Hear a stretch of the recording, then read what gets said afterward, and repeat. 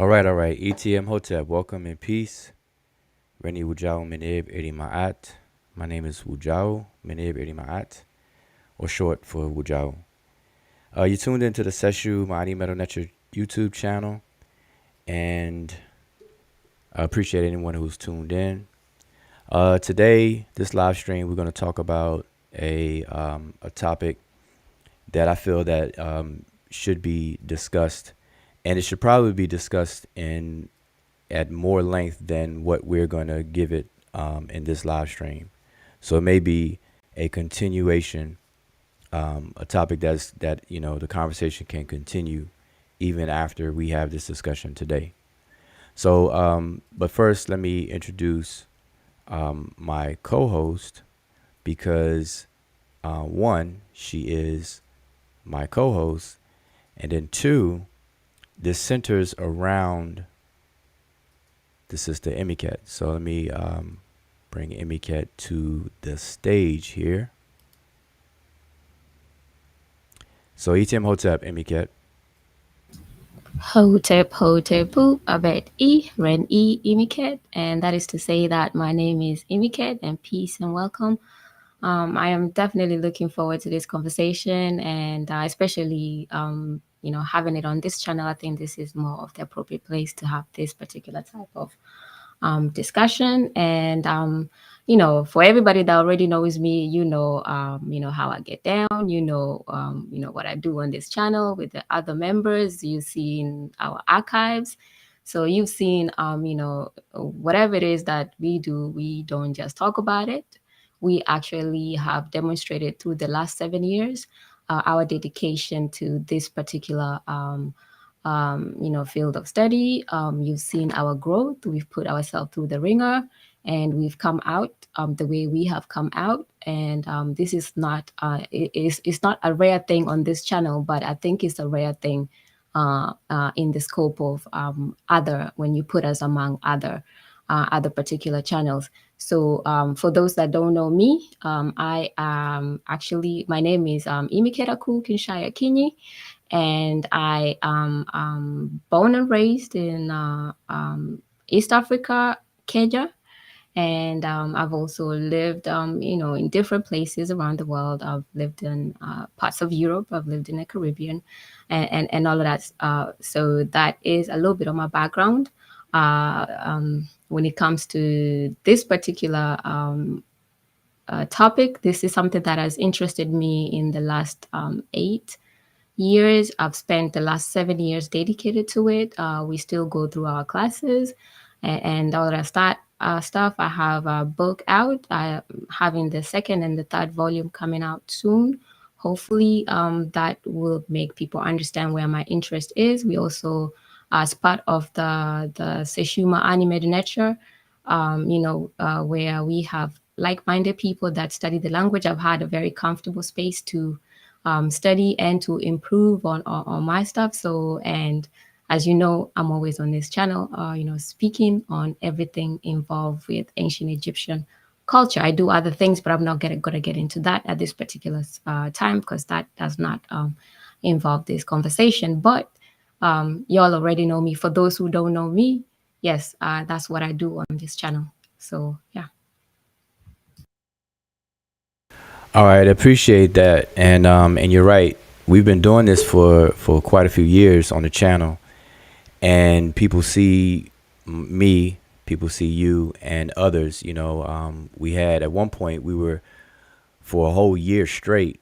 It was about 11 of us that would regularly go live and do different things. We had different series of shows. We had Freestyle Fridays, Divine Words Wednesdays, and so on and so forth.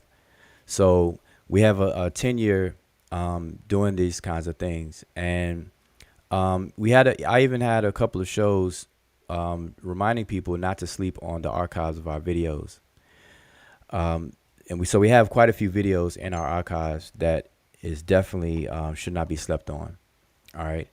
But now I want to get right into the topic of discussion because there's, like I said, this will probably be an ongoing or should be an ongoing conversation because in the amount of time that we have right now, it won't do the full conversation justice, but we're going to dive in and spark the conversation, kick things off. All right.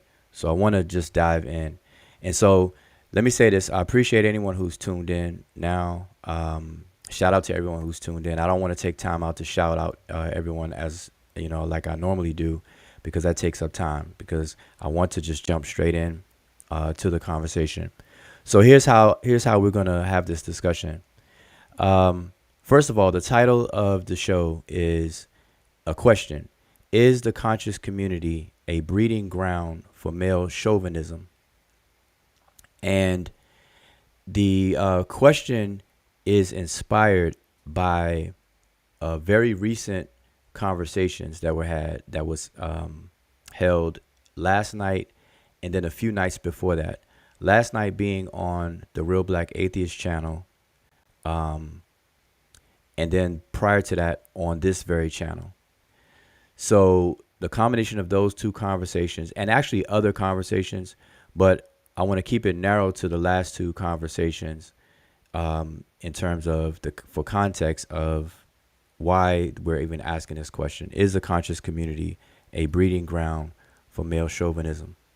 All right, so we're going to dive into that. But how the conversation is going to go is, in order to give context, proper context, and to frame it properly, I have to play some clips. Okay, and that's why I want to quickly dive into it. So I want you all to walk with me through a journey on playing some clips. And as I play the clips, between each clip, I'm going to pause and give a brief commentary. And I'm going to be as brief as I can to make my point, and then we're going to continue through. Because I have a few clips, but they're short, but it's two handfuls of clips, basically. And I want to get through them, and we're going to walk through the conversation. All right? So that's the question. Is the conscious community a breeding ground for male chauvinism? Now, prior to me diving in, I want to ask the chat the question. What I want to see from the chat right now is I want to see your thoughts on the answer to this question. And I want to limit it to yes or no. All right, because I don't want to have time for an explanation at the moment. But I want you all in the chat to, based on your own observations and thoughts and everything, what will be your answer to the question? Is the conscious community a breeding ground for male chauvinism? What is your answer? So please go ahead and answer that question while I continue on. All right. So, and I'm just going to monitor the chat while I continue to talk. All right. So, like I said, the first thing that I'm going to do is frame up the context of the conversation. So let me begin by saying, last night, the brother Unk did a video on the Real Black Atheist channel. And the title of his video was something along the lines of protecting women. And then as a second topic was dealing with Joseph Greenberg and, dealing with linguistics, Joseph Greenberg and Afro-Asiatic and things like that. So those were the two titled topics of the video. Now, last night, I didn't catch the beginning of the video in real time. I tuned in after they had already started the video. And as I listened to the video, when I tuned in, as I listened to the video, he had mentioned Emiket, he mentioned myself, and he was making reference to the conversation that took place on this channel with myself, the brother Reggie, Emiket, the brother Asar, and then a few others came onto the panel. Now, in that conversation on this channel, the intent of the video, now, mind you, it's the last video on this channel before this one that you're watching now. And I retitled it. I called it, let me just see, I forgot what I called it, because the original name the original name of the video and our intent to have the video was dealing with a video previous to that. So I did a previous video going over what's called polysemy, homophony, and synonymy. These are linguistic principles, and these are elements dealing with linguistics. And so I did a like a crash course or a quick lesson on these three subcategories of semantic relationships. And so I did a whole show. It was short and sweet. And so what I wanted to do was do a follow-up show to answer any questions and things that people may have had. Because when I do these shows, when they're quick, I don't do the Q&A. And so I give people a chance to watch it and everything, come back later and ask questions. So that was the intent of our last show. And so in our consistent fashion, when we go live as far as the Q&A, I post the link, the panel link, into the chat early, so basically as soon as we go live, and I pin it to the top. So that opens it up for anybody to come on the panel and, share their thoughts, participate, and engage. And that's what I advocate. And that's what I encourage: the engagement, the participation, the communication, the discussions. All right. And so what happened on the show is that the brother Reggie's article came up in the conversation. Not only did the article come up in the conversation, but the previous show on the Pseudo Killers channel also was attached to that. And for those who are not, who are, out of the loop on these conversations, you're going to have to take the time to go back and watch, these various different conversations. And hopefully you'll watch it in their chronological order. But that particular video is on the Pseudo Killers channel, where the brother Reggie was given the floor to give a presentation on his publication of his article in a journal, and the fact that it was peer reviewed, and also the brother Sean, who most people may see in the chat as Any Heret Kalfani, or Science with Sean, where Reggie was basically criticizing Sean, his book, his works, and also as a attachment to that, the brother Kofi, the Kofi Paisa research team, et cetera, et cetera. So go back to that video to watch that video. I definitely don't have time to go into that video. But anyway, that came up in the conversation on our last show. So we were having that discussion, and the brother Reggie comes onto the chat of the last show. Now, the brother Reggie normally doesn't watch our channel or participate in our chat.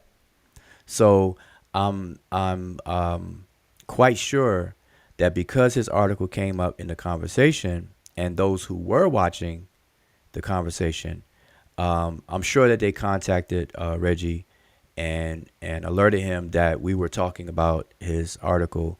And how they did it, when people do that, normally there's some instigation that goes with it, or this, people get on the defense and they want to come and defend and whatnot. So Reggie came on the panel, and he was welcomed on the panel just like everybody else is welcomed on the panel. The conversation continued about his work, about the work that we did in terms of myself, Asar, and the brother Sanjeti. And we had a non-hostile conversation. There was nothing hostile about the conversation. There was no drama. There was no hot-headedness. There was no cursing anybody out or any of that at all. All right. So that conversation continued. And so this is where I want to pick up now. The way I'm going to play these clips is I'm going to start with the show last night, clips of what Unc was saying last night about the show that I just told you all about, the one that Reggie came on our channel. All right. So hopefully it makes sense to you all. And just bear with me as I go through these clips. So I'm going to play some clips, and then I am going to give some commentary. All right.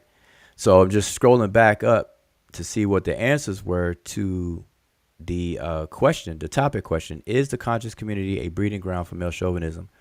And I see one no, but every other answer I see is yes. So I see all yes, and I only see one no. All right, but let's dive in. Okay, so bear with me, because it's now these video clips.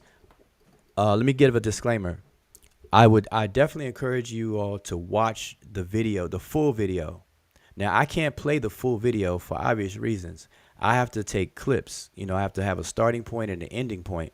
And what I try to do is I try to play clips that include the context, enough context to where you can understand what everybody is saying within the clip. So I have to narrow it down. But if you need more context, or if you feel that my selection of a clip is not expressing the full context, then by all means, I definitely encourage you to go watch the video, the whole video. All right. So I want to make that disclaimer. I'm just unable to play the full entire video. We would be here for hours and hours if I did that. All right. So I'm doing my best to play these clips within the context in which I'm going to make these points. All right. So let me go ahead and get started now.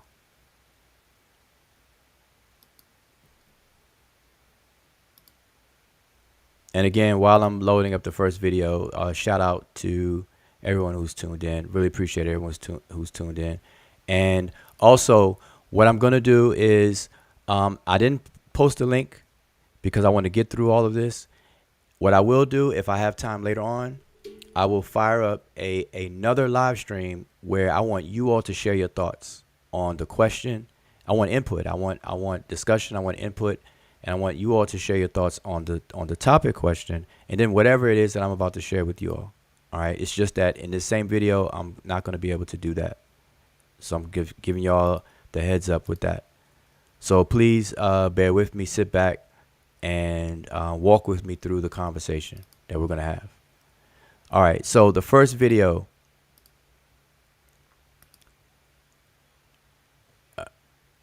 Okay, so the first video we have is the brother Unk from last night. All right, and I'll give my commentary after I allow it play. So when I first played this, somebody in the chat, please do me a favor and let me know that you can hear the video and everything. All right, so I'm gonna play it. Here we go. Yeah, here we go. Here we go. Yeah, so we got some master framers, right? Like they frame conversations, and it's important to frame conversations. I ain't mad at the framing, but I'm the unframer. I got to unframe that shit. I got to put it in the context, right? And the situation that we was in, and then we'll make a healthy decision here. Right? Like sometimes you don't get to get your whole piece out. And come over here and get my whole piece out, man. Okay, so with that clip, with that portion and that clip is I clipped that out to establish the brother Unk giving his reason for doing the show, at least on the topic of the women part. Okay, then obviously he also did the show to talk about Joseph Greenberg, which was also in the title of the show. But what I want to make clear to you all listening is that Unk, as you just heard him say, he is over here over there on his channel to be able to get everything out that he was unable to get out when he was on our show, on the last show. And I forgot to mention that the brother Unk did come on the panel on our last show, and he jumped on the panel to give his commentary or opinion about women being taken out of the conversation. Now, I believe Unk had to leave to possibly to tend to some other business of his, and so he wasn't able to stay on the panel. And so he was on the panel for a while. He had opportunities to speak a few times, but then he left the panel. And so what you just heard him say was that he went live last night to talk about two things: the protecting the women and Joseph Greenberg, Afro-Asiatic. And so you hear him say that, you know, he wants to unframe a framed conversation. He said he has to unframe it and then get what he ever is on his mind expressed to the public. All right, so that's the purpose of me showing that clip. All right, so let's go to the next clip. All right, so let's pull the next clip. And again, I appreciate you all tuning in and bear with me. I'm going to be as concise as possible. We're going to keep it rolling just like this. Here we go, next clip. For me, you know, the sisterhood has always been my foundation in this thing. I've always ran across intelligent sisters that held me down. And I don't mean like hold me down and agree with everything I say. Like right there to challenge me when they feel as though I'm wrong. Now, I might not listen to them all the time. Because goddamn, I ain't listening to everybody all the time. I'm just not gonna do it. And I might have disagreements, but at least, right, I have the sisterhood around me that is strong enough and feel comfortable with voicing their opinion around me. Right? Like they know they might get shot at, but not shot down. And they know their opinion is warranted. Like I don't have a problem with that. And this whole thing I've been doing from day one has had strong sisters in my corner. All right. And it is what it is. And they've been very intelligent. And so I know for sure that I've always made space for the sisterhood to have a voice. Like that's a guarantee right there. Like can't nobody say that I was the guy that kept the women out of there. Right? They can't say that. And I don't even have to go down the line and go down the list. Okay, so now with that clip, we hear the brother Unc basically gives a shout out to the sisterhood. Now there is no sisterhood really, like real sisterhood. It's just, you know, sisters that are doing things like brothers are doing things. So I'm just gonna say that there's no sisterhood. A sisterhood, you know, no formal. Let me put it this way: there's no formalized sisterhood or anything like that. No organizational sisterhood or formal sisterhood. But we all know what the brother Unc means when he says sisterhood. He's talking about sisters in general that we see in this space, in this conscious community space. And so the brother Unc says that no one can charge him with blocking the sisters, and he makes a space for the sisters, as he says, to have a voice. Now, there's nothing that I see wrong with Unc's sentiment in that clip. He says that he makes a space for women or the sisterhood to always have a voice, and he said he surrounds himself with sisters of the sisterhood, and they tell him things. He said that he don't always listen, and so on and so forth, and the fact that they're intelligent. That's all that we heard. And I don't have a problem with anything that Unc said in this clip. But as I move through these clips, it's gonna become apparently contradictory, where Unc at one point is saying what you just heard him say, that he makes a space so the sisters can have a voice. But then later on, as we're going to see, is that the sisters should be taken out of the conversations. All right. So now, and I'm going to point something out about that as we move on. All right. So we're going to walk through this, and I want you all to keep bearing with me. All right. So we're going to play the next clip.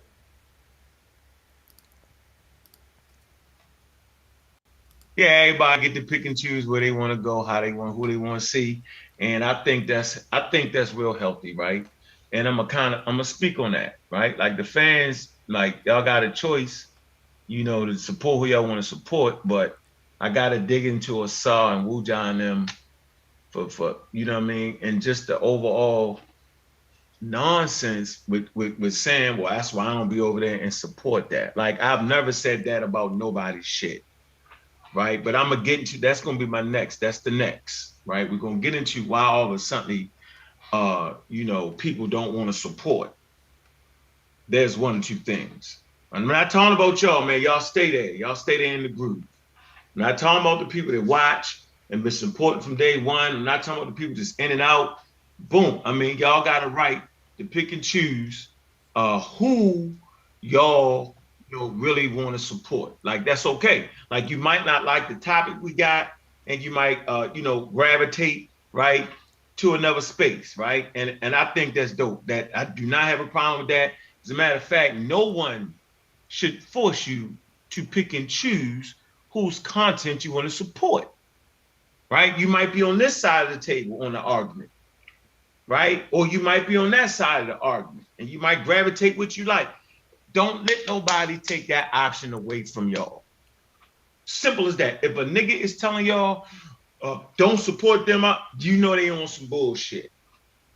You will never hear me tell you who you should or should not support. Now, the young pseudo, I might laugh at you and think you slap crazy. But at the end of the day, that's still your right, right? Who am I to say? Be honest with you. Who am I to say? All right? But, the fact that you support me, that's enough. It ain't my business who else you support. I'm gonna say it again, real clear. If you got individuals telling you don't fuck with them, then they probably the ones you shouldn't fuck with, because it makes no sense. Like, it's content, it's YouTube, it's a community affair. Okay, so the reason why I pulled this clip, even though this clip is slightly off the topic, but he actually, he made mention of this in the video, as you all just saw. But the reason why I pulled this clip and wanted to show this is because in everything that he just said, he only mentioned two names. He mentioned me and the brother Asar.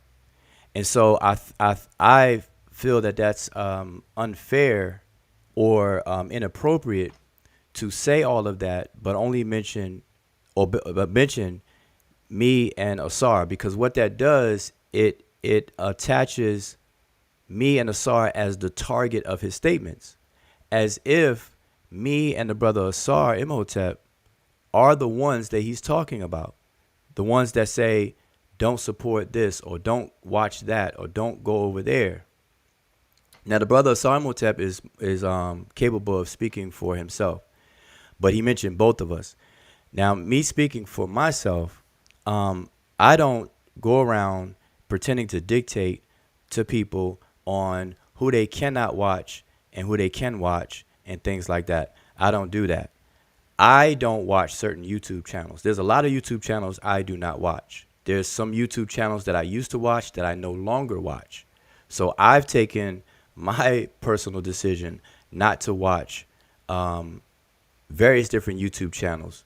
And some of those ones that I don't watch are ones that I may have used at one point watched in the past, or maybe in a regular viewer, but I no longer view those channels.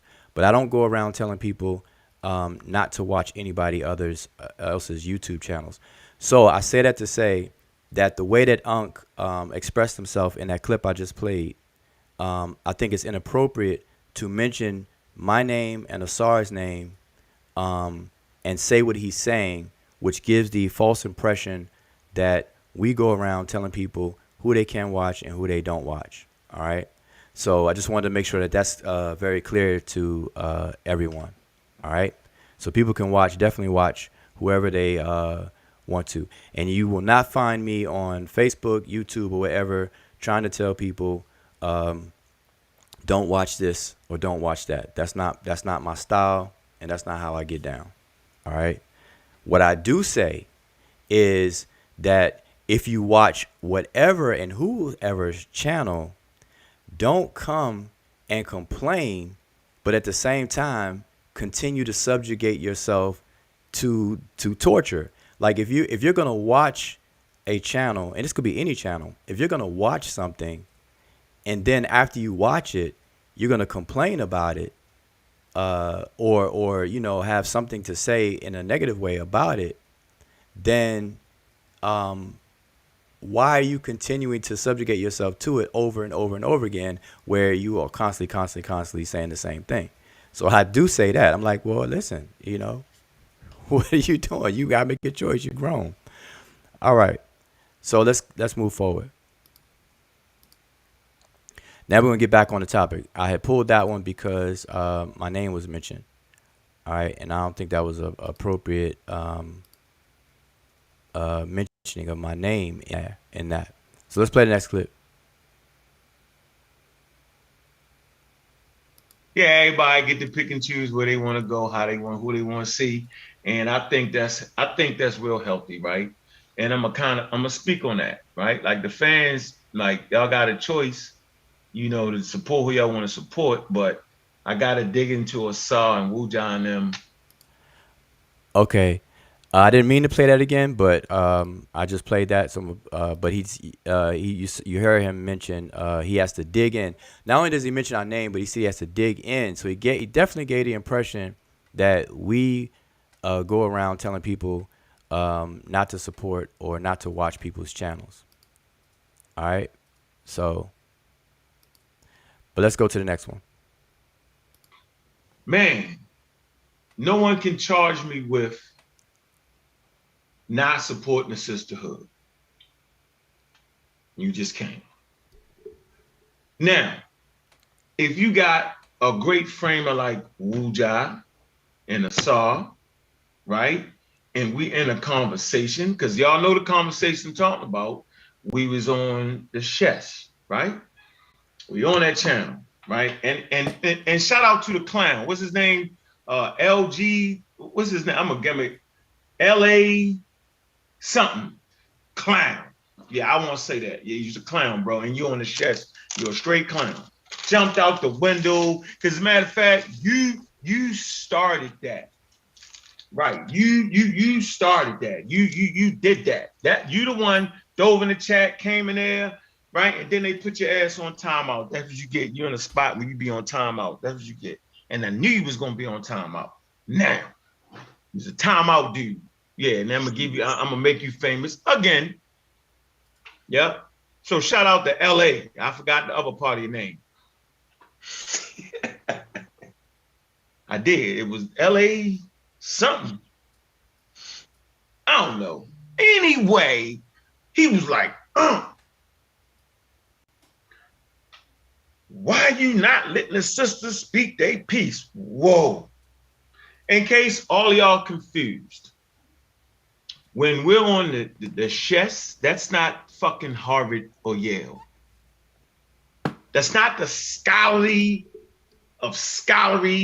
conversations. Let's get all that straight. Wake up out the damn dream. You thought you was on Harvard and Yale when you was over there. No, you wasn't.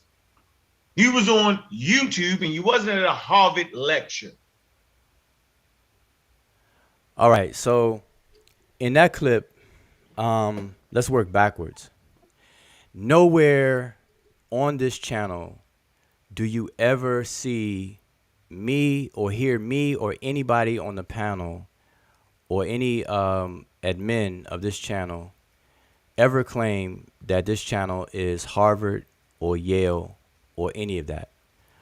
Everything out of Unc's mouth just now about that is what's termed hyperbole, exaggeration, and projection. No one on this channel claims that this channel is Harvard or Yale or a channel that's sponsored or an outlet of any college, university, etc., etc. All right. So we don't even portray that. We never have or anything like that. What we do advocate is a proper learning environment. That's what we advocate. That's what I advocate. An environment for proper discussion, proper communication, proper learning with science of pedagogy and andragogy intact. That's what we advocate. But we never make the claims of being a university by any name in terms of college university. Now, what Unc may be confused about is that when we start our videos, you'll see the logo for Saber University, which is a website, our website, where we've actually created a learning environment. And so it's not saberuniversity.edu or anything like that. It's saberuniversity.com. And we practice what we advocate. I advocate an environment where learning can take place more effective and efficiently without all the drama and all the baggage that comes with these YouTube streets that we see. And everyone who frequents these different YouTube channels, you know exactly what I'm talking about when I say the things that I always say over the years. I've been consistently saying. People understand and know exactly what I'm saying. Now, people may pretend for whatever reason, and that's their prerogative. But I advocate education. I advocate a learning environment.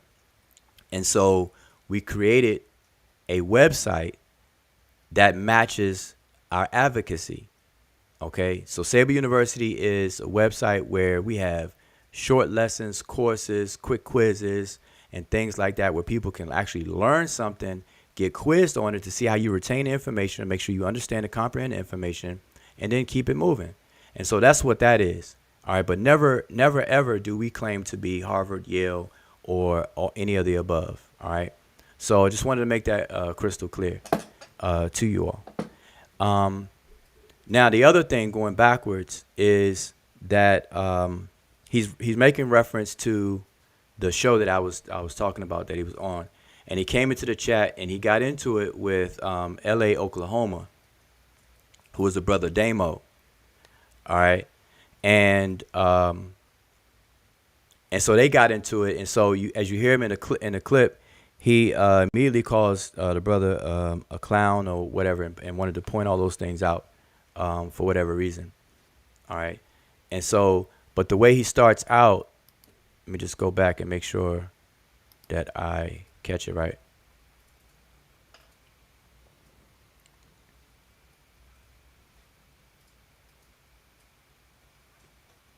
Okay, I don't think you all can hear it right now.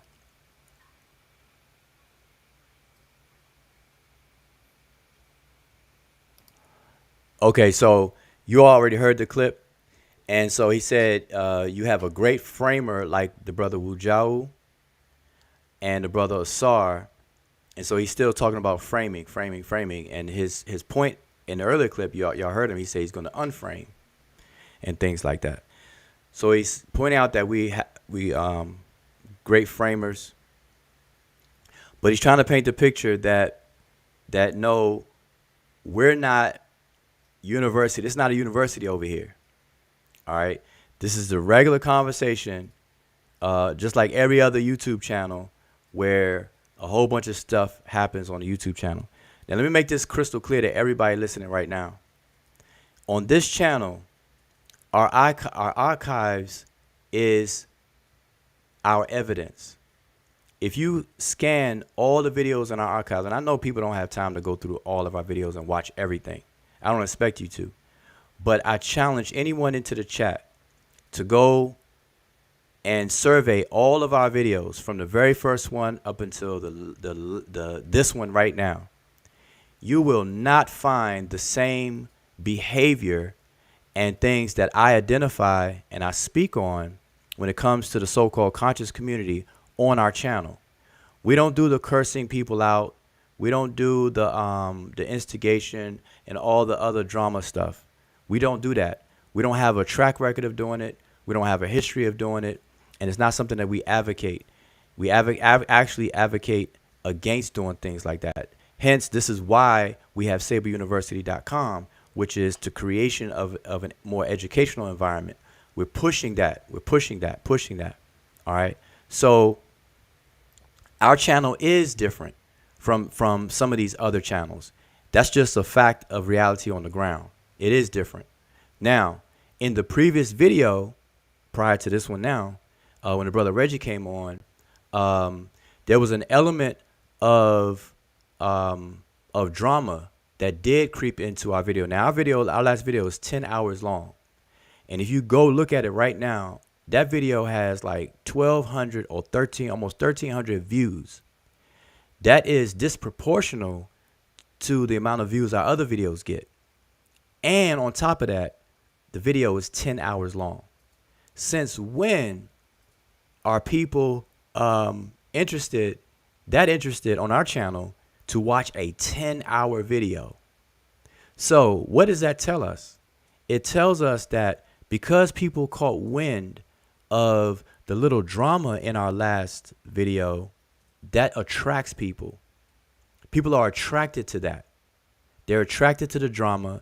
They're attracted to the adversarial atmosphere, the opposition, and things like that. They want to see people go in and go at each other. They want to see people curse each other out. This is an observable fact, and we can just show the evidence. Our last video is part of that evidence, that body of evidence. That's what people want to see, because normally if we had an 8-hour video, 10-hour video, nobody's going to be trying to watch that. We don't hit 1,200 views and things like that. No, it doesn't happen. These are while they're in the archive. Because while we were live and when we ended, we had nowhere near 1,200 views. Nowhere near it. Now, what we have started to do is we started to timestamp our videos to make it easy for people to go straight to highlighted points in the video. And that's what we do to help people out, because some of our videos are long. All right. And we're going to continue to do that.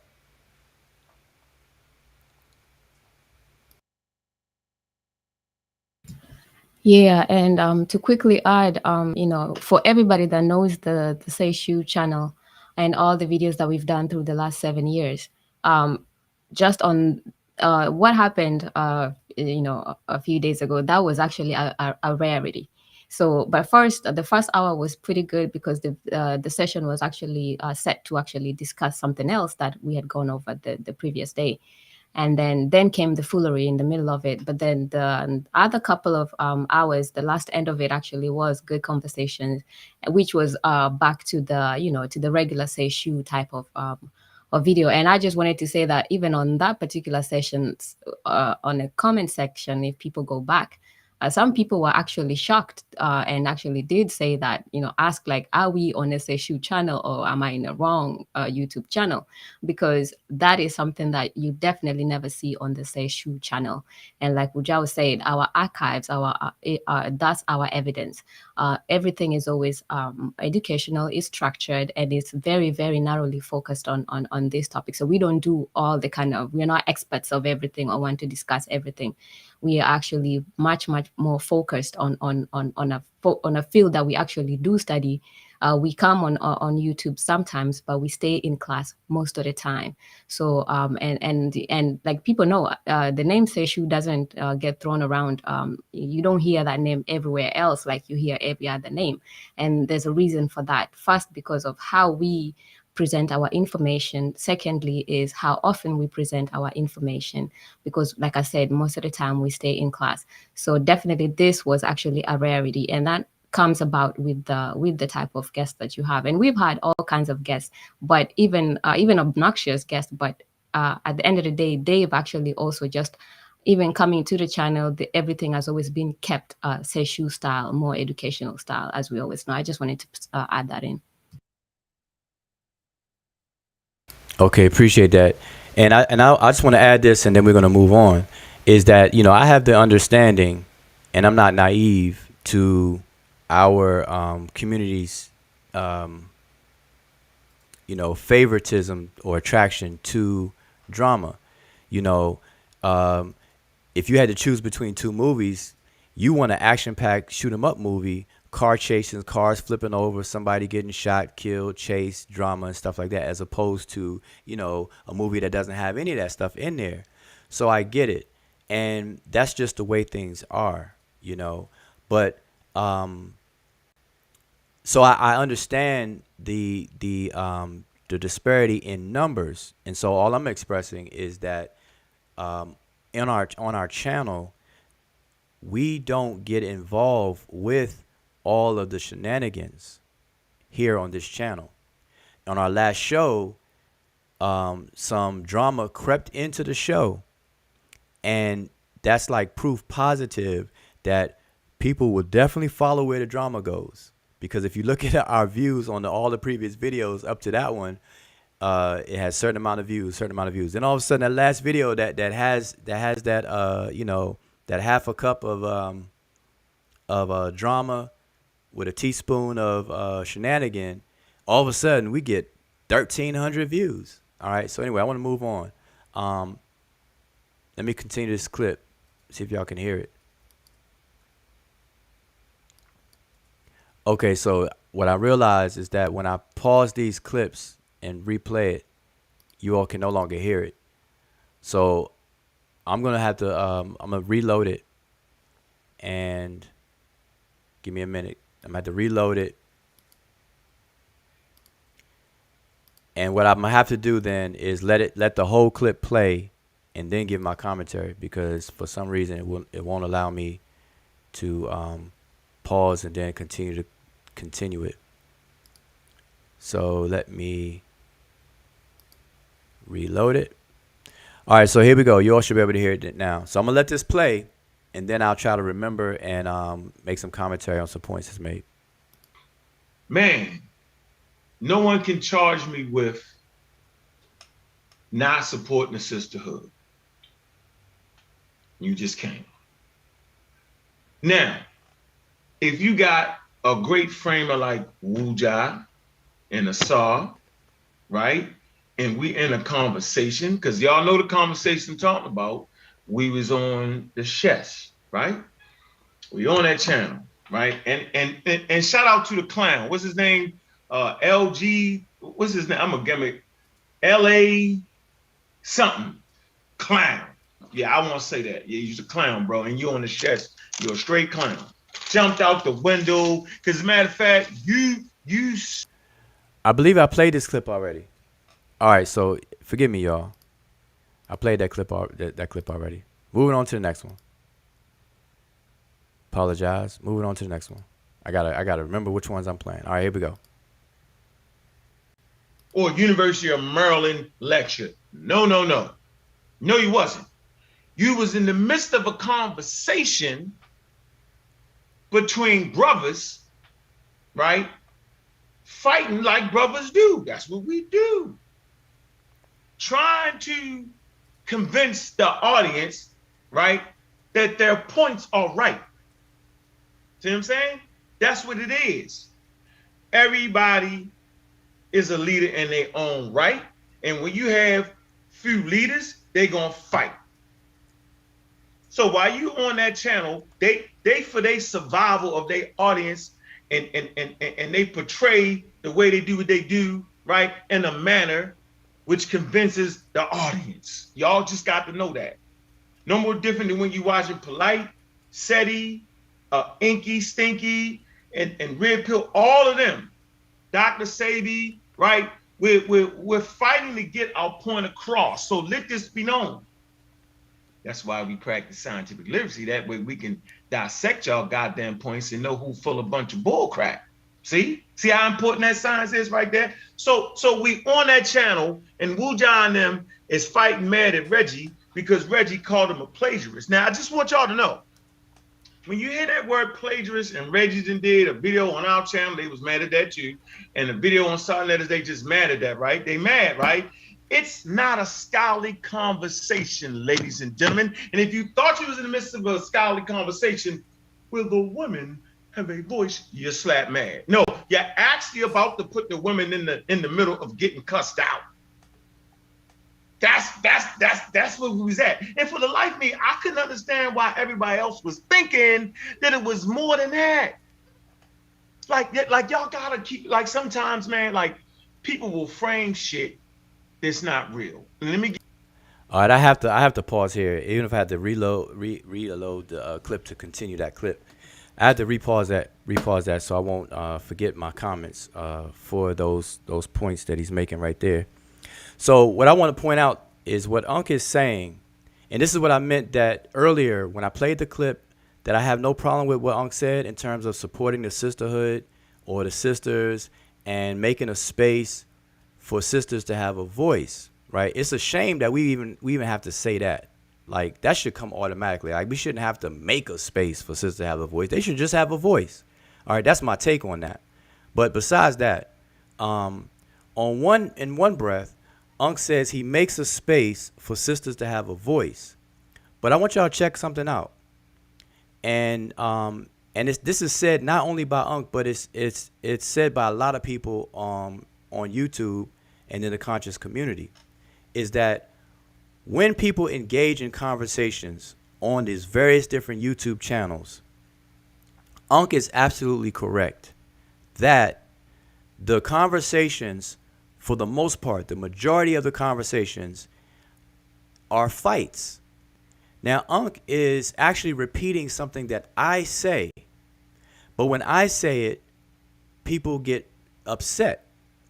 I always say that what we see on these YouTube streets is not really debates or scholarly conversations. I say this all the time. I've been saying this ever since I've been on Facebook. And if I have time, I'm going to pull up some of my old Facebook posts. Y'all going to see the date, and y'all going to see exactly what I said, how consistent I've been in saying the things that I say. But that's if I have time later. But so Unc is actually describing what the same thing I described, that when people get together on these YouTube channels, they end up fighting, fussing. It's not really debating. I call them fussing matches. They're not debating. I come from a background of actual debates where you have rules and where you have logical fallacies that are avoided and so on and so forth, where you actually structure the conversation to where the purpose of a debate is actually achieved. But what I see on these YouTube streets is not something that I will call debates. I call them fussing matches and entertainment. Okay? And so Unc is saying exactly that people come together, they fight. Now, Unc obviously words it differently. Unc says people come together and they fight for the crowd and they fight to do this and this, that, and the third. That's what you just heard Unc say. Now, here's where it becomes interesting. If the majority of the conscious community on these YouTube streets is like that, then how can, on the other hand, you say that you carve out space for sisters to have a voice? Because here's what's happening. In one hand, you say you carve out space for sisters to have a voice, but then on the other hand, you describe the real-time observation of the conscious community as being hostile and too hostile for sisters. Because Unc's whole point, as you're going to hear, I'm going to let it play, you're going to hear Unc's whole point is that don't involve the women in that. So you can't say that this is how the YouTube streets are and then say don't involve women in that when it gets like that. But then at the other side, say you're carving out a space so women can have a voice. Those two things do not go together. All right. Now, the difference with me is that if I'm going to say that I'm going to carve out a space for women to have a voice, I'm going to back that up. I'm going to mean it. And that's what this channel represents. That's why Emiket was not told to step out of the conversation. Emiket was not told to be silenced. Emiket was not told to back down and to know her place and so on and so forth. That's the impression that was given in that conversation, as you all are going to see. Okay?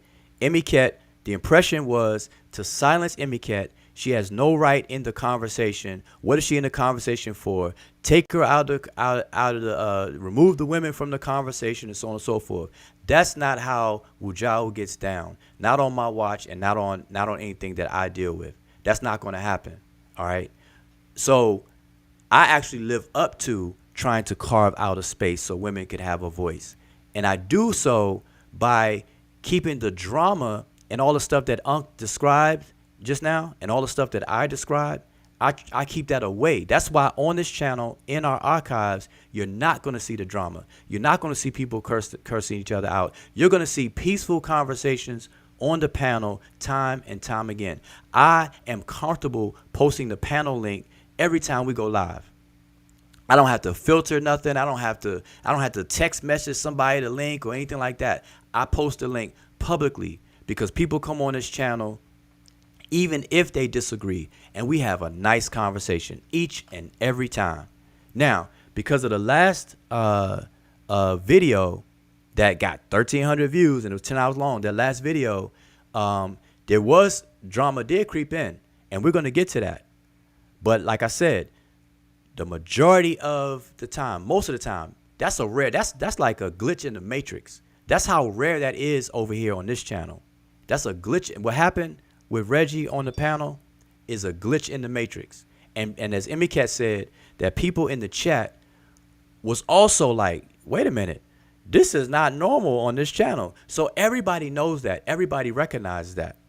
All right, so I just want to point that out, that no, you can't contradict and say, let's carve out a space for women to have a voice, but then at the same time, allow the environment to be too hostile for women to have a voice. That doesn't work. Emika, you want to say something? Yes, I was going to say this. Notice very carefully, and obviously we are going to play the conversation that actually took place on this channel while Ankh wasn't there at that particular portion. But notice very carefully how Ankh comes in. Ankh comes in trying to paint a picture of the environment have been hostile while the discussion was going on. But as we're going to play the video, you're going to see that the discussion was actually very, very, very civilized. The only thing that was out of place was me getting cut off and some shots being thrown. But at the end of the day, the point I'm trying to make is that the discussion was very, very civilized. Nobody on the panel was uneasy. Nobody on the panel tried to complain about, things being inappropriate or anything like that. Even Reggie himself did actually say that the panel was fair at that point, but we'll play those. So now Ankh is coming in because clearly Ankh is coming in to paint a picture that it was hostile where I, Imiket, needed to be out. But you will see that that is actually Ankh seeing his own things, because the conversation at that point was actually very, very civilized. And during that civilized conversation, Ankh still felt the need that I, as a woman, needed to be out of that conversation. But just notice as he paints the picture of how the conversation was. All right, so I'm gonna see if this video will play and you all can hear it, or I may have to reload it. All right, so you all bear with me, and again, I apologize. But I'm gonna continue to play. So hopefully you all are getting my point. And this is a discussion that needs to be had, because the idea of making a space safe for women to have a voice is a good ideal.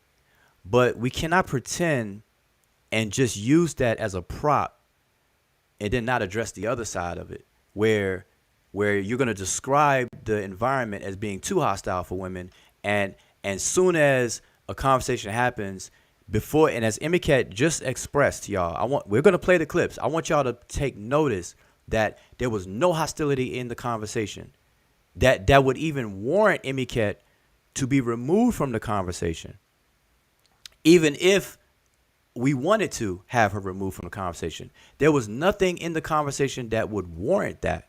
So what I do not like, and what is inappropriate, is for people to exaggerate based on and project their own experiences and what they're used to and what they attract, which is a bunch of drama stuff, and project it over here on this channel and among our conversations.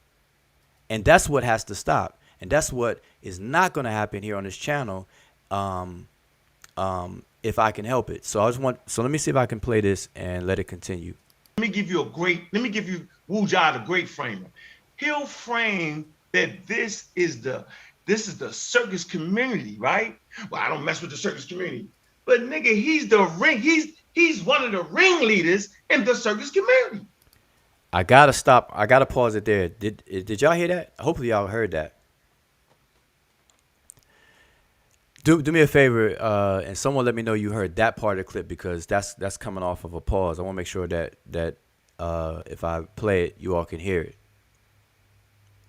So somebody in the chat, just let me know if y'all heard that last clip I just played when I unpaused it.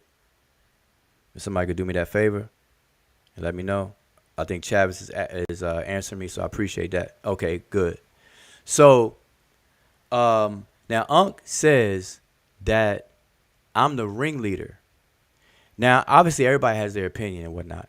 And for Unc to describe me as the ringleader of the circus community to me, that's laughable. And, I could laugh that off because that's just, in my head, that's just totally, totally untrue. That I'm a ringleader or the ringleader or a ringleader in the circus community.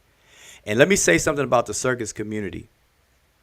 The brother Unc, I've known the brother Unc through social media before I even met him in person and whatnot. And then both Unc and I used to be members of the Nubian organization. And I'm sure Unc, I don't remember seeing him on the land or whatever the case is, but Unc has visited the land and whatnot. And so our paths may have crossed back then. And I just don't remember or don't even know or whatever the case is. You know how two people could be in the same space at the same time and not even remember or know it. So I'm saying that to say that in all the time that Unc has known me, in terms of when we actually became friends and everything like that, Unc has known me to describe what others call the conscious community as a circus. That is not new to the brother Unc at all. Everybody who's on the Amon-Ra squad, all of its current members, ex-members, and everything like that, knows that I refer to the conscious community as the circus community, and everybody knows exactly what I mean when I say it. It's no secret at all. I do not hide none of the words or do the innuendos. I actually define it many times.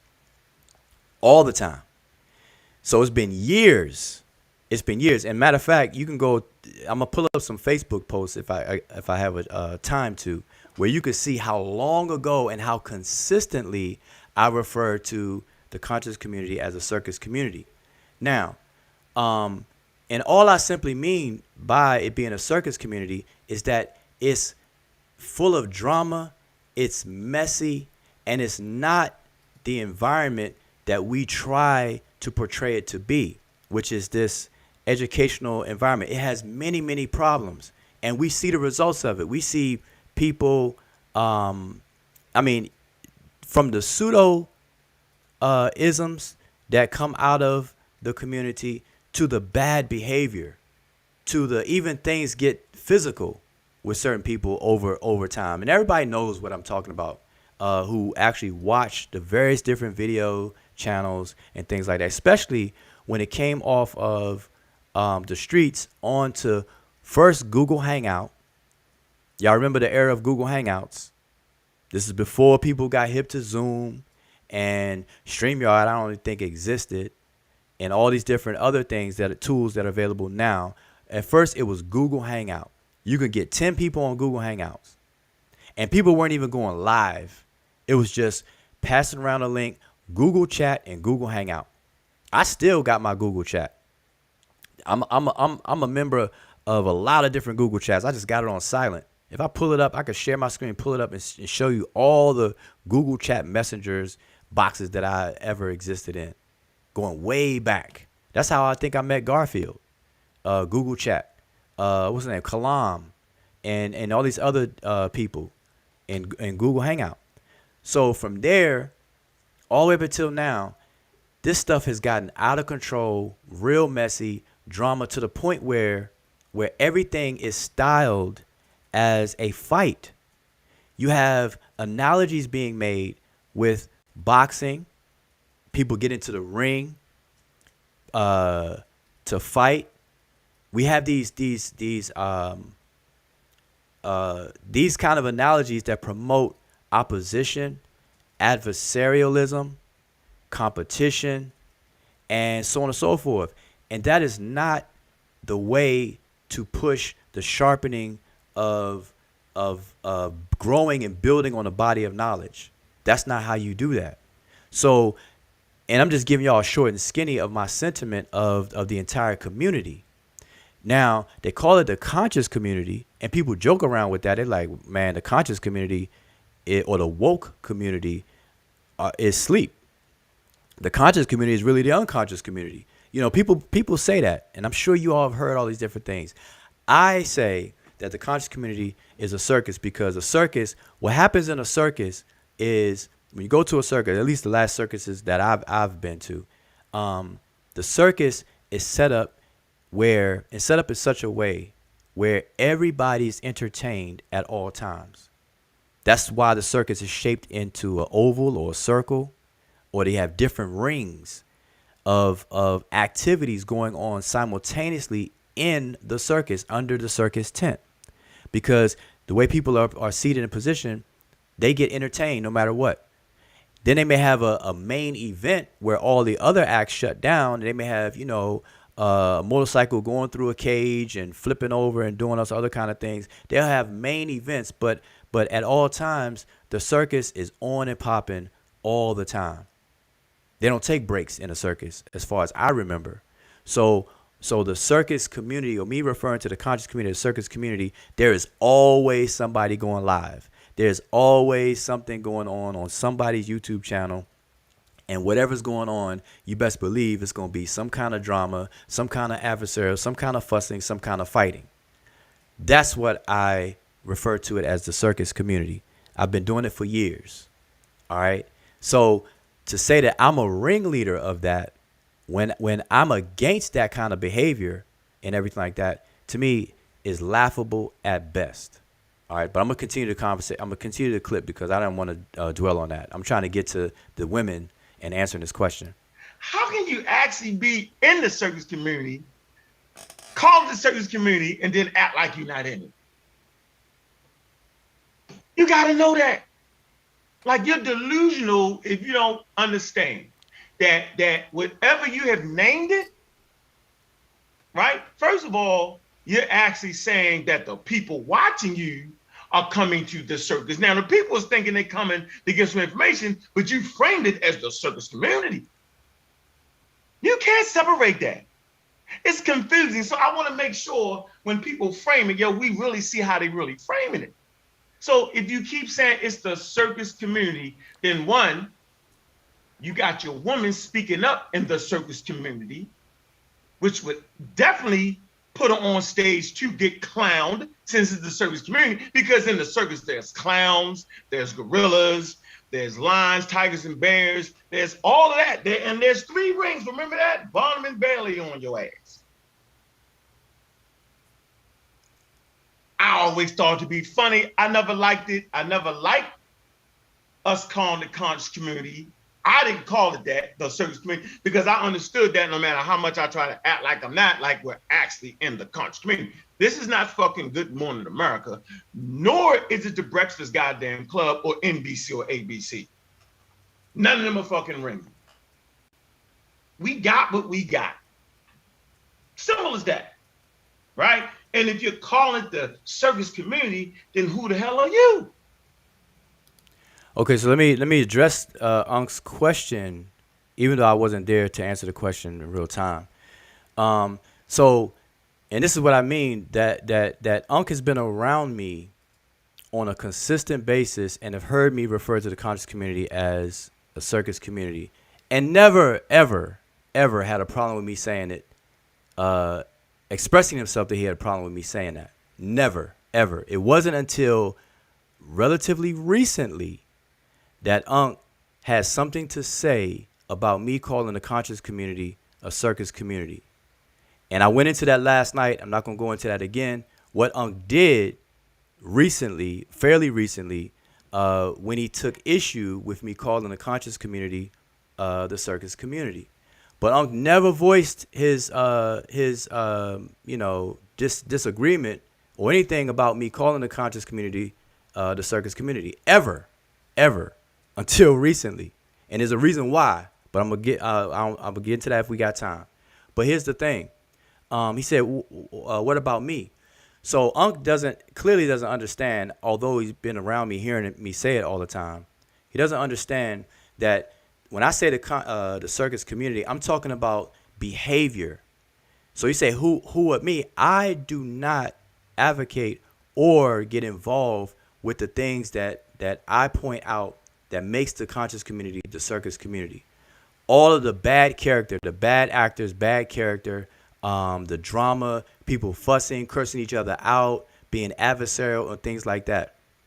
That's not me. And people that. People can see the difference between how I carry myself on social media, about whether it be Facebook, YouTube, or what have you, versus other people. Now, I'm not special, but one thing for sure is that I'm different than, or I carry myself differently than the people that are involved, what I describe, the circus community. And I always do that. And Unc knows this because even among the Amon-Ra squad, when we used to go live as the Amon-Ra squad, we, not just me, but we would say certain things to Unc about, all right, let's try to have a whole show without cursing. Let's try to have a whole show without allowing somebody in the chat to push our buttons or to push your button, Unc, and get you to flick off on them and whatnot and turn your hat backwards and go in on them and whatnot. We trying to have a nice, clean, quality show, Unc. And Unc be like, all right, I got y'all. And see, Unc used to push back in a jokingly way against us and say, all right, y'all, so I'm going to have to go put on my shirt and tie. Let me put on my tie. He used to, act like he buttoned up his tie. Let me put on my tie. I got to be on good behavior and this, that, and other. And y'all would notice in the video, if Unc were to curse, he'd be like, okay, excuse my language. But he'd be cursing anyway throughout the whole video. But at least he'd acknowledge it and say, excuse my language, or whatever the case is. So I'm just saying that part to say that I've been very, very consistent. That this is not fake to me. I'm not put on any front. This is what I like to see around me, and I advocate that to people near me, such as the brother Unc. I tell Unc all the time, like, nah, we can't do it like that, man. Let's go live. And Unc be like, all right, well, y'all, let's fire up the Amon-Ra Squad channel. And right after saying that statement, he will say, yeah, we're not gonna do the flim flam stuff. We're not gonna do all the other stuff, man. We're gonna have a nice clean show. He says that while he says the fire of the Amon-Ra Squad. Why? Because he knows that the things that I'm involved with, that's what I like and that's what I want and that's what I advocate. So in him asking like, hey, what's up? You trying to fire up the Amon-Ra Squad channel? You trying to do a show? Let's do a show. Let's do Saturday. Saturday good for you, blah, blah, blah. We're going to do this. And, it's not going to be all that drama stuff. Nah, we're going to keep it clean. We're going to do this. The reason why he even says stuff like that to me is because Unc knows that I'm not the same. I'm not a ringleader for real. So whatever he says in this clip that y'all, he's put on the front for the audience. All right. So let me let the clip keep playing. See, so we got some delusion going on here. People is coming to the circus because if it's the circus community, all the people watching right now, you're in that community, so you're clowns too. So I'm not delusional. Right now, Unc is put on the front because Unc, see, action speaks louder than words, and people's behavior is very, very loud. And so the thing is, the very fact that when Unc approaches me to do a show together, he always comes to me and tries to reassure me that it's going to be clean, it's going to be straight, it's going to be on topic. Yeah, we just going to do the scholarly thing, Wujao. We're going to do the scholarly thing and da-da-da. The reason why he even does that or is compelled to do that is because he knows, y'all may not know, but he knows that that's how I get down. That's what I advocate. And that's what I want to see. Okay? That's what I want to see. And so he appeals to that. And I'm like, cool. All right, let's do it when you want to do it. So I'm just saying that. So whatever he's saying on the show, as far as delusional and stuff like that, nah, that's an act and that's all the front. Because I'm going to tell you what time it is on the ground. All right, just want to make that clear to everybody. All right, so I really don't believe that I'm a ringleader. Now, my involvement, if people want to associate me with the circus community, I'm okay with that. Because I say this as well, that a lot of our audiences overlap. Because people like to be entertained. Some people may want to grab out their popcorn and watch the drama on other channels. and then they will come to our channel and they notice it's different and they want to come and check out what we have to say. And that's cool. I'm perfectly fine with that. So when all of that stuff happens, and then even when I make my cameo appearances on Brother Garfield's channel, the Pseudo Killer's channel, Real Black Atheist channel, the Brother Sarmotep's channel, those really only channels that I will make cameo appearances depending on the conversation. So those channels, if people identify those channels and those people as part of this conscious community, aka circus community, and then I am popping up on the channels, then if people associate me with that, I'm okay with that, because I don't have a problem, and I always say that I have 1 foot in the conscious community and 1 foot out, and I always say that. So if people want to say that I'm part of it, that's fine, but you're not going to call me a ringleader of any of that kind of stuff. So that's when you take it too far. I won't accept that, but I will accept as me being a part of the conscious community. And if I, refer to a circus community, then yeah, because in order to expose information to people that are in the circus community, I got to go in the circus community. All right. I mean, it's just common sense. All right. But I don't consider what I advocate as part of the circus aspect of the community. All right. And I'm not saying that I'm anything special, but you're not going to mislabel me inappropriately. That's not going to happen. You're all above, right?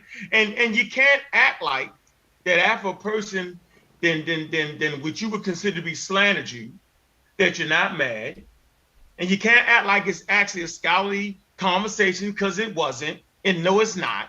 As soon as you hear the word sissy, punk, wild coon, and all that, y'all already know that it wasn't that. Y'all know that's why the numbers was piled up in there.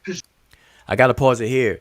And so this speaks to Emiket's point that Unc, for some reason, he must not have saw the conversation as it unfolded, because there was nothing hostile about the conversation. There was no drama. There was no name calling in the conversation. Now, as I said earlier, drama crept into the conversation, but we're going to get to that. But the reason I'm pausing this here is because Unc, and this is why I'm playing these clips. Unc is painting or framing. As he said, he's trying to reframe everything. Unc is doing a poor job at framing up how things actually occurred. And so I'm playing these clips to show you all and have on record how things occurred, because this is a 10-hour video. I know y'all not going to watch the whole 10 hours. So I pull these clips and I'm going to play them.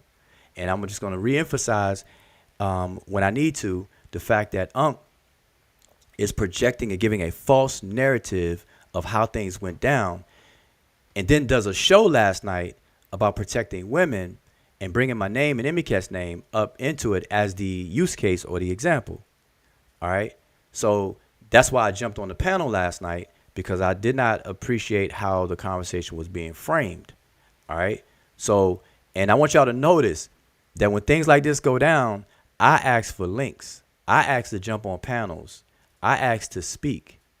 All right. I don't do the, I'm going to run and hide or whatever the case is and things like that.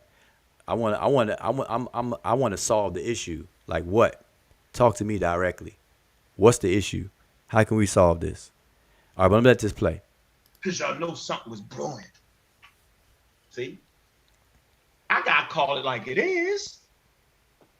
How am I not supposed to act like that if you come to the service community, right?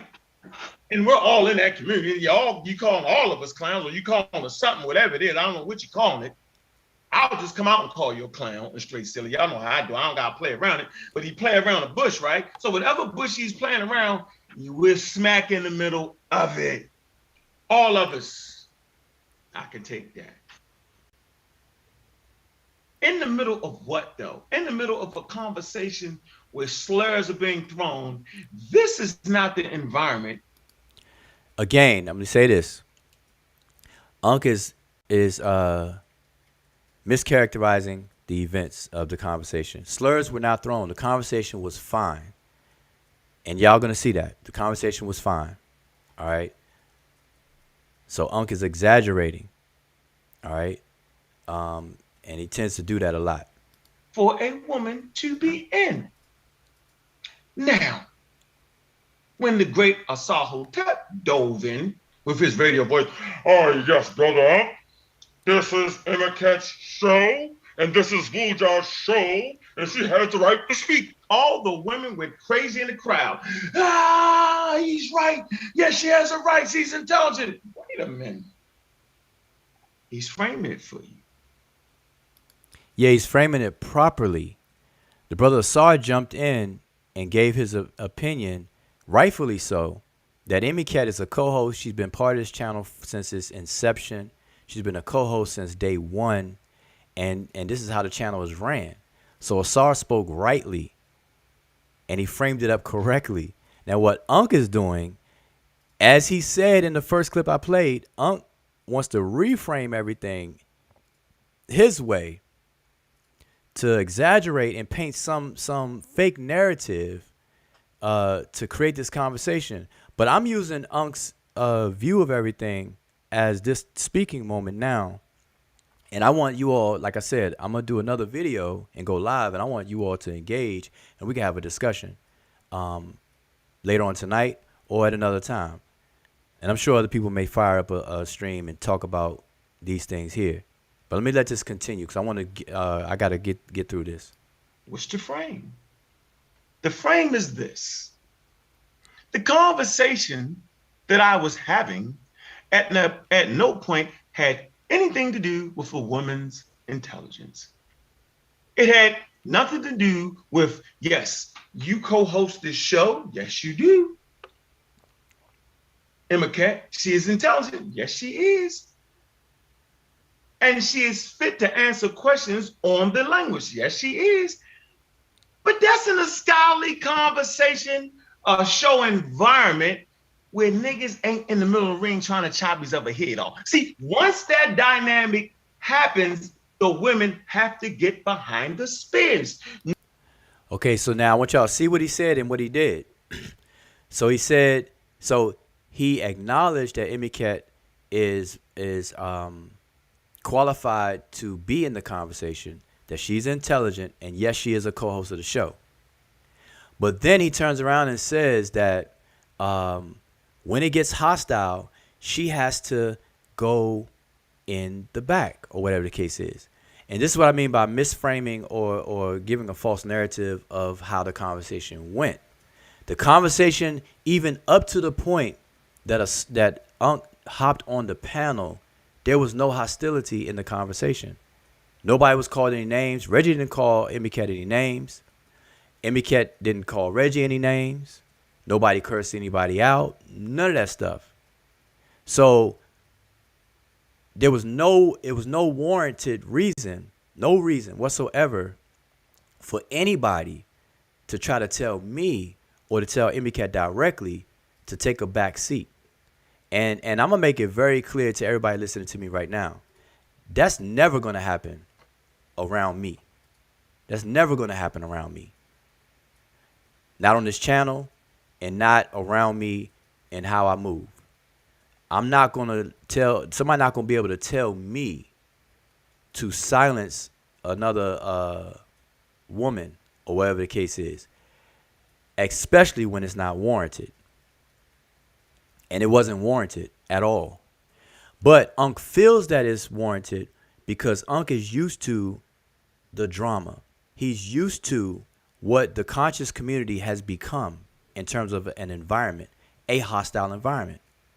Now, Unc is not responsible for the community being hostile, but because of the hostility of the conscious community, Unc is taking that in and acting accordingly. So because the conscious community is so hostile that when a brother like Reggie talks with a person like myself or with Asar Imhotep, people assume like, and then Emmy Cat jumps into the conversation or wants to give some commentary on the conversation that she's more than qualified to do so on a platform that she runs and controls, all of a sudden that's a problem. And the reason why that's a problem is because in the back of everybody's head, it's like, oh man, I know how this conscious community get down. So let's take the woman out of it, boy, because it's gonna brew up. And so nobody's addressing that. Instead, we're supposed to constantly push the women in the back. We're supposed to fake like we're creating an environment for women to have a voice, but then in the actual reality, we're not. We're pushing them in the back when things get hostile. The difference is things are always hostile. So if the idea is to put women behind the curtain when things get hostile, and things are always hostile, then that means women are always going to be behind the curtain. And see, as Unc framed it just now in his reframing of framing things, Unc is really saying that a woman should only be able to speak in an actual scholarly conversation at Harvard or Yale or whatever. And you're going to hear him, you probably heard him already say it, or he's going to say it. And he even changed his voice when he said it, like this. Yes, women can talk in a scholarly, but that's not what it is. This wasn't scholarship. Why not? Why wasn't our conversation dealing with scholarship? We were actually discussing a paper that was published in a journal that people would like to describe as being a scholarly piece of work. Why? Because it's published in a journal and it was peer reviewed, as people say. So why wasn't it a scholarly discussion? But anyway, I'm going to continue. And I'm gonna try to refrain from keep doing this commentary so long, because we're gonna be here for a long time if I keep doing this. No woman should ever be in the middle of some niggas fighting. And on the other hand, no men should be in the middle of two women arguing or throwing surgery up. The men gotta step back. What? That's them women. I'm gonna get out there. Not unless you're a little bitch. Now, a little bitch would jump in the middle of two women, going at it. Get out the way, nigga. Niggas gonna get out the way. The woman gonna do like this, and you gonna just get out the way. You gonna let her handle that. You gonna let them throw them words and all that. You're not gonna jump in the middle of two women throwing at each other. You're gonna get caught in the co-op. You get out the way. So it goes both ways, ladies and gentlemen. So when men are at the point of calling each other sissies, Buja called Brother Reggie a sissy. That's definitely a slur. And they was both talking about how they played. They was sword fighting, they was plagiarizing sword fighting each other. You did that. Like, it was very interesting how they tore each other apart. It was funny to me. But what it wasn't an environment for the sisters, because at any moment the sister will get cussed out. See, that's what Unc is used to. So that last point, Unc is saying that it's not the environment, and Unc is absolutely wrong. And I'm going to play the clips to show you all that there was nothing wrong with the conversation at all. It wasn't, and you're going to see the moment that the conversation shifted. And so Unc, because Unc is used to that, and like I said, the conscious community as a whole in general is a hostile environment, period. When people get on these panels, they are already on 10. People don't start at 0. They already on 10. People are already down their throats on these very, very often. And y'all know it's true. And it's because of that, Unc is saying what he's saying. That it's not the environment for sisters and stuff like that. But my problem with what Unc is saying is that because of that, what Unc is setting us up to do is to always silent women and put them in the back. Why? Because the environment is always hostile. And Unc is proving it.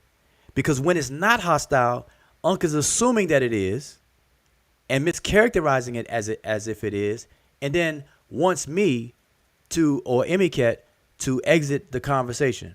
He wants Emiket to exit the conversation because he feels the conversation is hostile. That's proof positive. That is a confirmation of what I'm saying. Now, earlier y'all heard Unc say that he creates the environment for women to have a voice. That doesn't sound like that. That doesn't sound like that. You don't do that and then say you create an environment for women to have a voice, but then you tell them, no, sit in the back because this is hostile. Well, unhostile it so women can stay. That's the tip that I'm on. Unhostile the environment so that both men and women can have a voice on anything competent that they wish to speak on. That's what I'm on, and that's what I deal with, and that's what happens around me. Change the environment so everybody's straight. All right, so that's that clip, and go to another clip here. I think it's the last one of Unk. That was the last one of Unk. So now, what I'm going to shift to is now I'm going to get into the conversation. I'm going to show you all, and this is going to bring up Emiket. Emiket, interest in the conversation. Now, obviously, I can't play the whole thing. It's 10 hours long. So I'm playing some clips. I'm going to show you where Emiket enters the conversation and show y'all just how non-hostile the conversation was. All right, so let's go.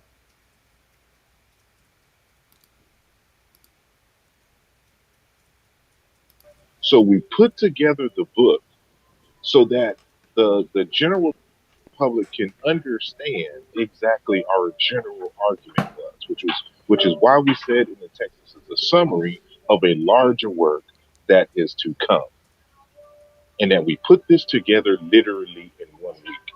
Next week was the debate. Let's put this together and get this out and make sure this is in the hands of folks so they can't come and say that we changed our position after the debate, right? We let them know that this is our position, these are our arguments, this is the methodology and everything coming into the debate. But of course, as predicted, it was some shady stuff. So when you get to debate, there's no rebuttals. There's, Dr. Beatty took away from my time, took 10 minutes away from my time, and added 10 minutes to his time. We were supposed to each get 30 minutes to and it's just this kind of shadiness that was going on, in which we knew we had to put something on paper so that the well-minded folks can have a reference point until the larger work comes out and understand our position simply. So if you find a misspelling in the text, that's fine. It was already correct in 19. The fact that he's still bringing this up shows that he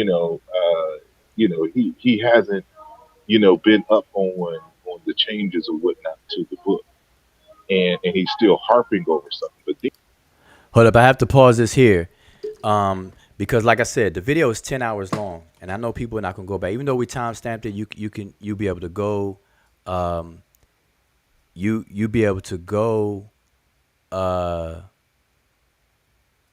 to the timestamps and view any of this stuff on your own. So, but let me remind y'all, our video was entitled Q&A on polysemy, homophony, and synonymy. And it was a Q&A session set up to field questions and answers and conversation centered around the previous video where I gave a quick lesson on those three things: polysemy, homophony, and synonymy. That was the intent of us going live that day. And we definitely didn't have an intention on going 10 hours. It's supposed to be a 2-hour max Q&A about linguistic stuff. Like I said, Reggie's article came up because it was a Q&A, and we made the panel link public and stuff like that. It came up. So, and then somebody, definitely must have told Reggie that, and Reggie came, and he was welcome on the panel. Now, mind you, when Reggie comes on the panel, by the time Reggie comes on the panel, we were already live for 2 hours and 15 minutes. So we're 2 hours and 15 minutes into our show already. Okay, and then Reggie comes in and on the panel. He's welcomed. He's welcome on the panel, as y'all gonna see. Hopefully I play this, y'all can hear it. But then you went through all that because of one misspelling in the table of content, and then your whole entire article that was supposedly peer reviewed was just all over the place. That's funny. I'll stop. Yeah, I actually did. Okay, get so a I think chance- we have Brother Reggie. Some is in here, so just wanted to make sure that everybody understands. I don't know if this is the Brother Reggie, actually or not, but somebody with the screen name Brother Reggie is here. Hello, By the P. way, Can you hear me? Okay, so it is Brother Reggie. Yep. I can hear Okay. you loud and clear. I can't see myself. Yeah, we can't see you this. It's just black. Okay, so okay. So I don't know how to I don't okay, so let me just go and see if I can fix the settings. Settings. Okay. So while fixing the settings, Yeah. about plagiarism. Well, first let's just separate it. The people that I was talking about directly with plagiarism, um, um, in their particular case, and I only used one author, right? In their particular case, you can obviously see that there are citation problems and that it links that directly to Wikipedia articles and stuff like that directly. Okay, so now the purpose of me playing that clip for you all is to show how Reggie entered the conversation. No hostility whatsoever. Reggie came in. I even interrupted the brother Brendan, and and I apologize to brother Brendan if he's watching now, but I interrupted the brother Brendan just to acknowledge Reggie on the panel, because when people come on the panel, I saw the name bro Reggie or bro Reg, I believe, and I don't know if it's really him, especially when his camera was off. So y'all heard me say, well, at least it's somebody with the name. And then when he started speaking, I said, yep, that is Reggie. So I made sure everybody was aware that Reggie's on the panel, and he was given the floor. He was given the floor, as you all can see, no hostility whatsoever. All right, Reggie came on the panel, and he said the issue of plagiarism, and he wanted to separate two things, et cetera, et cetera. So no hostility. All right, I just want y'all to understand that. No hostility. All right, so let me get to the next clip here. So that one was to show you all how Reggie entered into the conversation. Let's go to the next clip. Here you go. I did not cite a glyph that belongs to that. Yes, it's in Vegas, but it's in a number of different dictionaries, right? But it is No, it's African. not. Which Not one is not what I'm not? showing on the screen. got the watermark, bro. Yeah, I know, What I'm I showing on know. the screen is specifically watermark from Vegas. So this is not coming from multiple dictionaries. No, Yeah, I think what needs to be kept in perspective is because when you bring up what going for tit for tat and all that, you're losing the point, because the point is that it's you, Reggie, who told us that you're supposed that anybody, because you brought this up on other people's paper, not on your paper, it was on other people's paper, and you told the community that that the people were wrong for not citing a dictionary, that the people were wrong when sloppy for having spelling errors. So it's you who brought those things to the attention of okay. the people. So now Well, then it comes when you look at your paper, it's like what you told well, us that is wrong is actually on your paper, and that is just something that you can just either say, hold on, you can either say, yes, I did tell you those were wrong, and you can, as you can see on my paper, I did actually make the same mistakes that I was criticizing other people for. That's actually much more mature than actually telling people you want to go tit for tat, because okay. nobody actually brought those up. It's you who brought it up in the past and last week. Okay, so how many people am I talking to? So let me just respond to you, MEK. Let me just respond to you. Um, I understand what you're saying. Um, By the way, I pause it for a second just to let y'all know where we are in the conversation. This is the first time Emiket speaks when Reggie's on the panel. Now, obviously, Emiket was fully participant in the conversation for the 2 hours prior to Reggie coming into the conversation. So she's been talking all along. But since Reggie came on the panel, this is Emiket's, I believe this is Emiket's first time saying anything since Reggie was been on the panel. All right, so I'm just giving you all the painting the picture for you all of what's taking place right now, and you all heard what she said. So with what she said, there's no hostility there or whatever. Nobody's cursing each other out. She's pointing something out to the brother Reggie. All right, that she's qualified to do. No hostility or anything. No loud screaming or anything. And then Reggie, as you hear Reggie responds, he's not being loud. He's not being belligerent or anything like that. So I'm gonna let it play. and I understand that you are a commentator. I also understand that you have a little bias, right? So you're not completely unbiased. So I understand that. You're not even really in this conversation, but that doesn't take away your right to make the point. But I just want to make the point that you are, in fact, biased, right?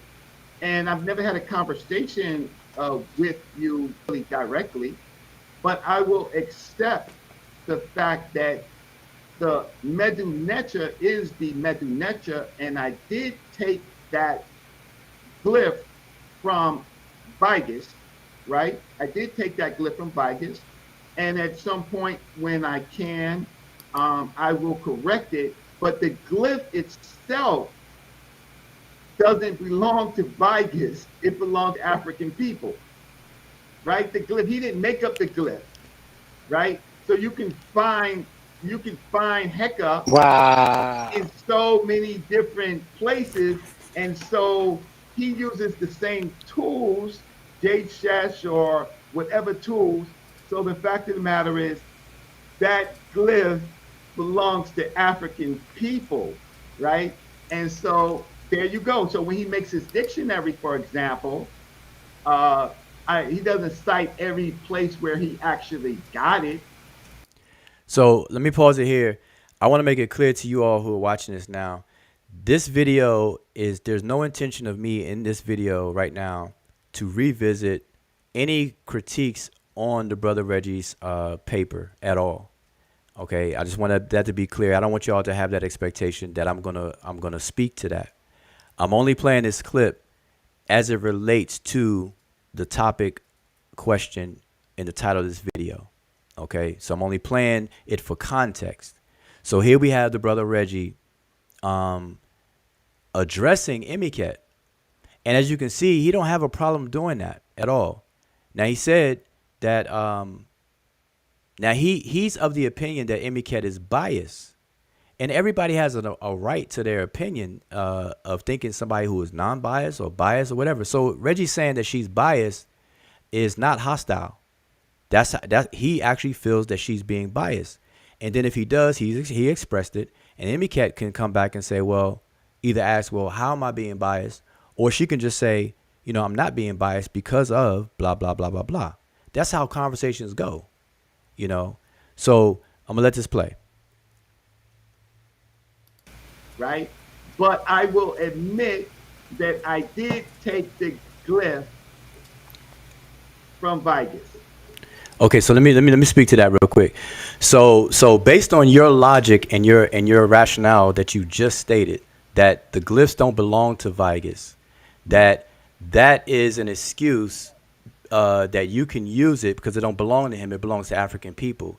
Then why don't you use the same reasoning for what you tried to cite us on with the TLA and say it don't belong to the TLA, it actually belongs to African people, because they're quoting Athribis and so on and so forth, which was the part that you're talking about and everything like that. Why don't you say that doesn't belong to the Germans? It actually belongs to African people, because the point that's being missed here is the neglect to attribute. See, plagiarism deals with attribution, attributing the source from which you get something from, regardless of who you believe it belongs to. Mark Vigus took the time out to produce those glyphs in his work. He even has a watermark. So let me just show everybody the Mark Vigus dictionary I'm talking about. This is the older edition that I'm showing on the screen that has the yellow watermarks. His newer edition, which everyone should use, doesn't have any of this stuff in it and whatnot. So for somebody to use it in 2022 is to be outdated. But in this particular dictionary, you see here the watermark. He put the watermark there for a reason. So just like people watermark their videos, that if somebody were to share the video, the watermark and the branding goes with it. So he did the same thing for his dictionary, the previous editions. And so there's no way around it. Whether we believe that these glyphs belong to African people didn't put it in this book. African people didn't trace it out and put it and format it in this way in this book. So it's still the guy's work. So that's a lame excuse, Reggie. I think okay. Yeah, and real quickly, just to Wait, address, no, let me speak. because Let me, you say no, something. wait. Okay, Let I'll me let you speak. speak, but I'll address what you said after. Okay, so thank you for letting me speak. So I want y'all to notice that Emmy Cat was about to cut Reggie off, and she said, "Okay, I'm gonna let you speak. Like I'm gonna let you speak, but I want to address what you say after." And then Reggie just acknowledged that. I just want to show y'all um, uh, how everything is unfolding here, where people are saying that hostility coming, that women got to sit in the back. So right now, Emmy Cat shouldn't even be involved, according to Unc and people who share Unc's ideology about this. Emmy Cat shouldn't be like, you all shouldn't have heard Emmy Cat at all. Once Reggie popped on the panel, Emmy Cat was supposed to stay out of the conversation on her own channel, on her own show, dealing with things that she actually deals with.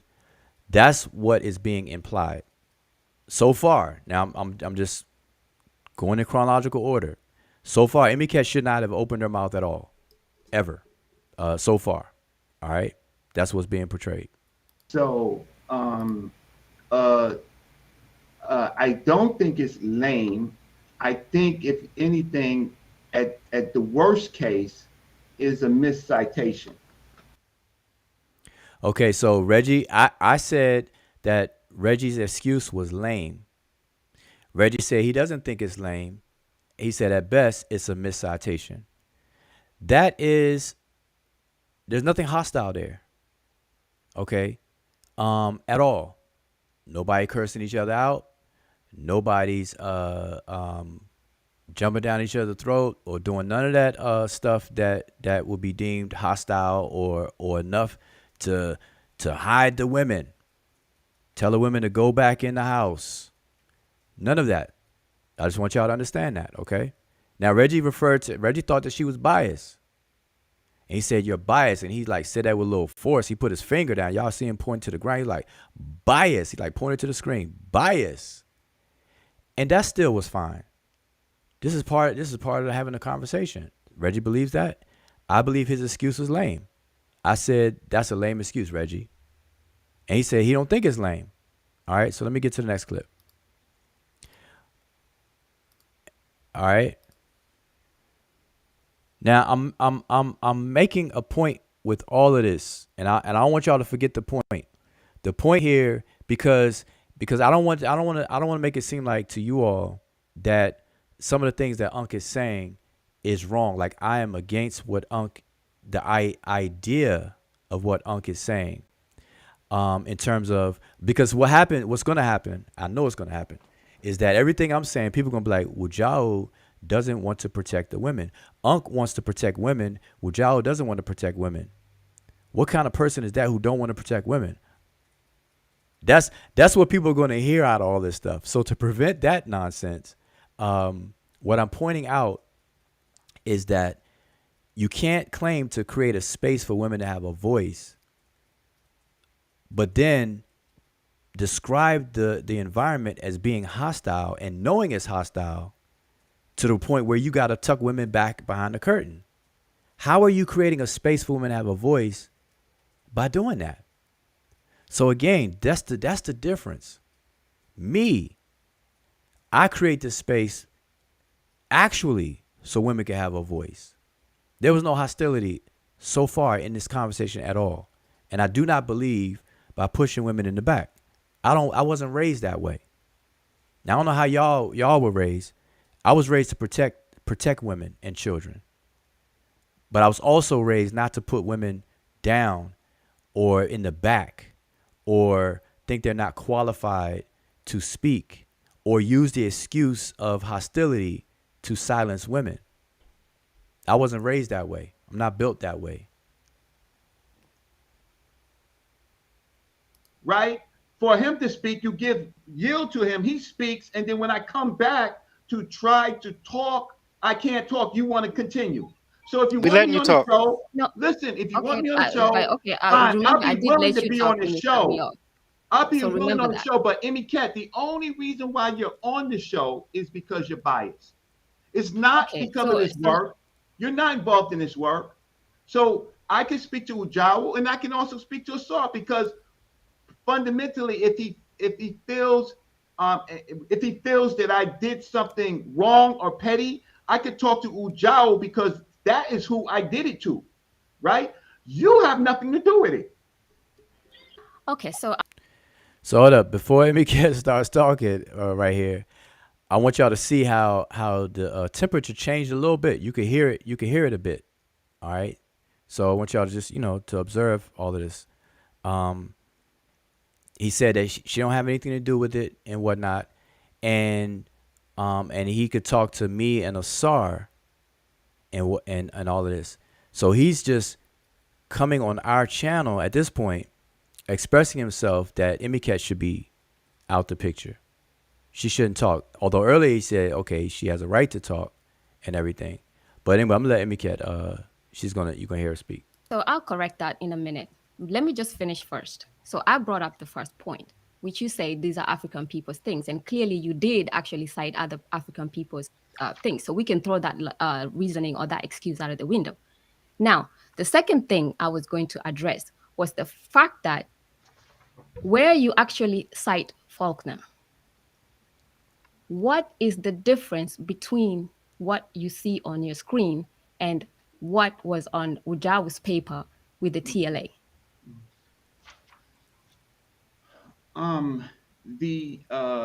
Okay, so where I say this Kim, this glyph and all this, I say Kim is in the Thesaurus Lingua Egypti, and I cite it. All right, so now I want y'all to understand. So you see Emiket asked him a question, a proper and appropriate question, and then Reggie went on to address the question. All right, this is normal. Men and women should be able to have a conversation. All right, we shouldn't get to a space where men and women can no longer have a conversation with each other. We should never be at that point. And if there's an environment that gets us at that point where we have to tell women to stay out of a conversation, then the problem is with us not making that environment suitable for men and women to communicate with one another, even men on men. Because here's the thing that people are missing. The way that brothers act against other brothers is not right on these YouTube streets. And for the life of me, I don't know why that's not focused on, let alone men and women. And so here's the thing. If a man can't conduct himself and be disciplined enough to conduct himself in a certain way around a woman to be able to have a conversation with a woman, then the problem is with that man, not with the woman. And we shouldn't have to penalize the women because of a man's inability to have enough good character and discipline to be able to converse with a woman. And we see that all too much on these YouTube streets. We could name the sisters that get talked to and treated like other brothers. But that's not where the conversation should stop. Brothers shouldn't even be that to other brothers. And if you can't discipline yourself to say, okay, nah, this is a woman, or this is a younger person. Let me change up how I'm talking. If you don't have that discipline in you, then we need to address that. We need to address people like that and fix that. The solution is not to silence the women. The solution is to fix the freaking men. That's the solution. That's what I'm advocating. Fix the problem among the brothers. Because this is not the streets. This is not face-to-face conversation.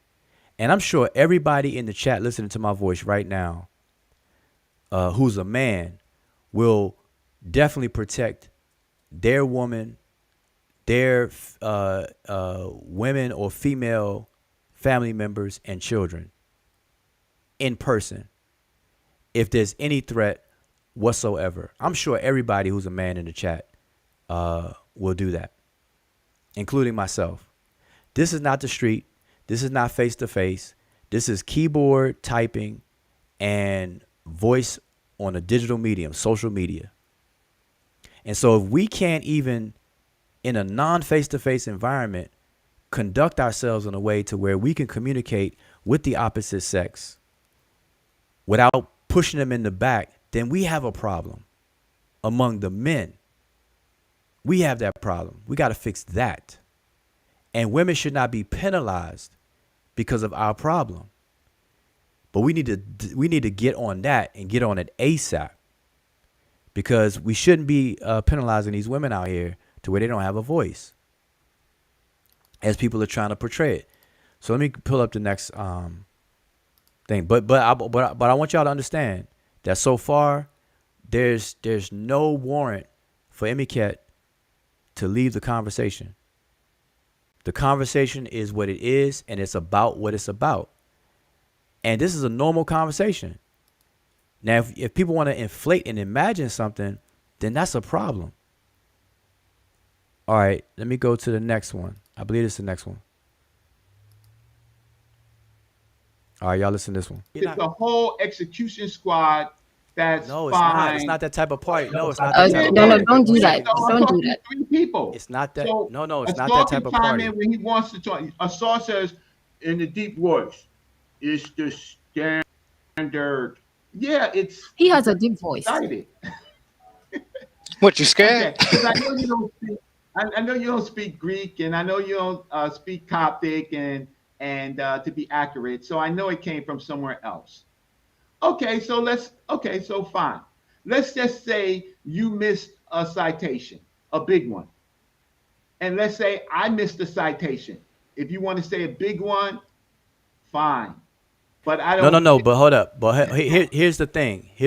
And I'm gonna say this because Emiket didn't get a chance to I don't know express who her she full is. And full. what, do I Okay, have to talk? that's How many fine. people? Wait, can we have some rules?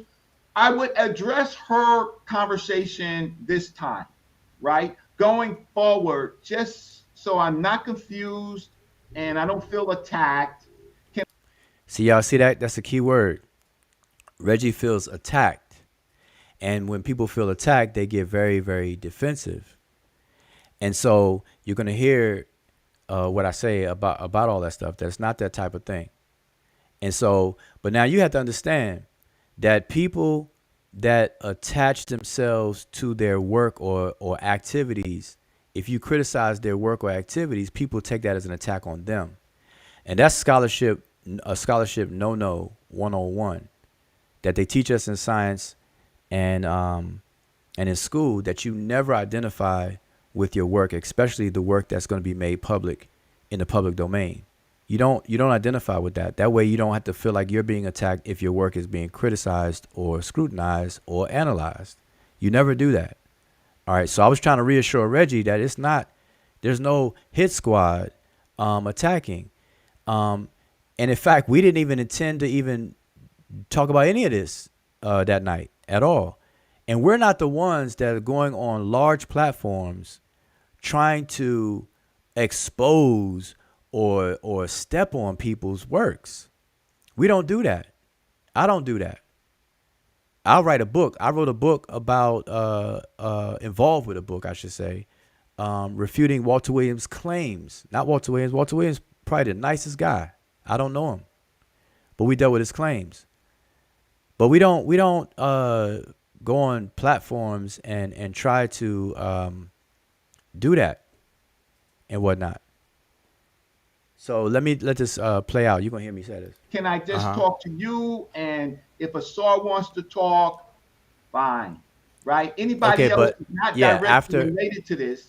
Okay, and Reggie, that's fine, but the sister is definitely gonna have the opportunity to get her thought out because she was cut off. Okay, so but let's just I'm gonna give her. Hold up. Let's be.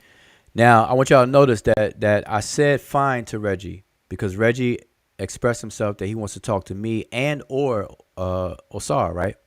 So I'm telling Reggie right there that that yes, that's fine, but I said. But Emmy Cat needs to finish her thought because prior to this clip, she was cut off. Reggie had cut her off, or everybody cut Emmy Cat off in the middle of what she was saying. So I'm protecting Emmy Cat's rights to have a voice. Like the brother Unc said, he creates an environment for women to have a voice. So what I'm doing right here is protecting Imiket's right to at least finish her thought, to be able to finish, because she was cut off. And so I'm telling Reggie that what Reggie is requesting is fine by me.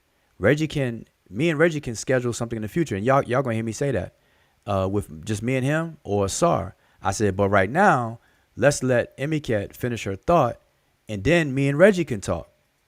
Y'all gonna hear me say that. And I see King Sosa keep saying, we can hear that, Ujao, or something like that in the chat. And I'm only commentating like this because I made clips, and I don't want y'all to miss the context. So I'm giving y'all a little bit more context of things that I clipped. So hopefully y'all can bear with me on that. Let's be crystal clear, right? Let's just be crystal clear for the audience, right? So I'm gonna just show you how biasness works. Emiket is your student, correct? Ujao, he's going to continue. There you go with to your money. Sean, don't do that. Don't do that. Listen. Everybody Emiket, mute. wait, hold on. Everybody mute. I don't Everybody understand why Emiket is actually even in the argument. Now you see that? He said, I don't even understand. I mean, y'all heard Reggie. I don't even understand why Imiket's an argument. But I want y'all to explain what I'm doing. Now notice that I'm telling everybody to mute because I am trying my best to not make Reggie more defensive than he already is or feel more attacked than he already feels. So when Sean, because recently Reggie and Sean went at each other basically in terms of the video exchanges, right? And so if Reggie's on the panel and Sean is on the panel, that is a powder keg. That's like gunpowder just on the floor next to a match, right? So when I didn't even know what Sean was going to say. I was like, nope, Sean. I was like, nope, no, don't do that. I said, everybody mute. Don't do that. And so I'm just saying this because I'm trying to moderate the conversation, and I don't want any excuses or any hostility to happen. Okay, so I'm just letting y'all know that. Because but listen. Why? I'm gonna explain. I'm gonna tell you why. Yeah. And matter of fact, she can explain herself because I mean she's a grown adult. So I'm gonna give her the mic in a second, and then she can explain why, and then let her finish her thought, and then you and I can continue the conversation. So y'all hear me say that, right? I told Reggie that I'm gonna give her the mic, let her explain herself, because she's a grown person. She could speak for herself, and then me and Reggie can continue the conversation. So I already set the stage right there. Okay. Emiket was cut off. So I want her to finish her thought, just like I would do with anybody. And then me and Reggie can continue the conversation. Y'all hear me clearly say that. So again, at this point, there's no warrant to remove Emiket from the conversation. There's no hostility. The house is not on fire right now. And see, if you listen to the brother Unk tell it, the brother Unk pulls up to the house and he sees flames. And it's like, nah, pull everybody out. When there's no flames at this point, there's nothing. There's no reason. There's no warrant. And that's what I'm saying. The brother Unk, when he gives his narration about the conversation, he's exaggerating. I don't know why, but he's exaggerating. Well, actually, I do know why. Because he's projecting. He's anticipating that because of what he's used to on the YouTube streets among brothers going down each other's throat, he feels that because brothers can't discipline themselves, that women are going to get cursed out and so on and so forth, because he experiences that. I've seen it. I've seen it, and I know you all have seen it. Matter of fact, on the Pseudo Killers channel, there was an instance with the sister CK. CK was talked about, cursed out, comments made about her body parts and stuff like that on the channel. And other instances, that's just one that I mentioned last night. But there's other instances on a variety of channels, okay, that take place. And then issues with sisters. I mean, there's videos that I've seen that I'm like, why did y'all even have that conversation publicly? And it happens to involve, I'm not it happens to involve CK as well. There was a conversation, and all I heard was a bunch of arguing with the sister CK who pulled something, who deleted something and stuff like that, and people were arguing back and forth. It's like, man. So I understand the place that this is coming from. But what I'm saying is the problem is you cannot deal with that but claim to be making a space, an environment for women to have a voice. Don't do that. Let's actually make the space for women to have the voice. That's what I'm saying. I'm challenging the brothers at this moment right now. Let us make a space so women can actually have a voice. Let's not say it in front. Let's not say it to sound good. Let's not just say it and give a shout out to the sisterhood and this, that, and the third. Let's actually do it. Let's actually do it. And the only way we can do it is by straightening out the brothers and how brothers treat brothers. That's how we can do it. That's the solution. That's towards a solution. I'm challenging all the brothers who are in the chat to get down with that program. Let's do that together. And I'll include myself in that. Let's do that. Let me let it play. So here's the thing. The point is, in 5 minutes time, I found mistakes in your work. Grammatical mistakes. We understand wait, that. Address to me. Can I finish? Wait. No, you said that you was going to do something, sir. I need to know, even though What? I'm going to listen to what she has to say this time, can you address to me in the public what is her rationale? I already said. Remember the show. You could say she's a student. You could say that she's your lady. I just need to understand why she is so. Okay. I understand. Yeah, Hold on. I understand. Hold on. Wujao, can I just say this one thing? It's irrelevant because she's a co-host of this show. This is her platform. This is her and Wujao's platform. They host a show every week. So she has a right as a host of the show to ask you or address anything regarding your work or the topic of the show. Okay. Period. And so when you listen, when you are on pseudo killers, everybody and their mama jumps into the show. Nobody says nothing. She wants to address something, and then you have just let her speak without interrupting her. No, just I won't. No, I have a speak problem. without I don't interrupting. have a problem. It is irrelevant. I interrupted. You've been interrupting her for the longest. She has yet to finish her thought. No, I'm going just to let her speak. Allow, but I just want the people to understand that, first of all, this is Ujawa's work. This is and part of this on another chapter is Asar's work, right? It's not her work, right? So she is a host. Nobody claimed it was, though. She is a host on this channel, but respectfully, I did come on to talk. So I would say that I don't have to continue to talk, even though it's a fair conversation. Now y'all hear Reggie. He said I did come on the show to talk, and he just admitted that it's a fair conversation. So what is the real problem here? And I'm gonna tell y'all the real problem. The real problem is that in that conversation, the real problem is that Reggie published something in the public domain.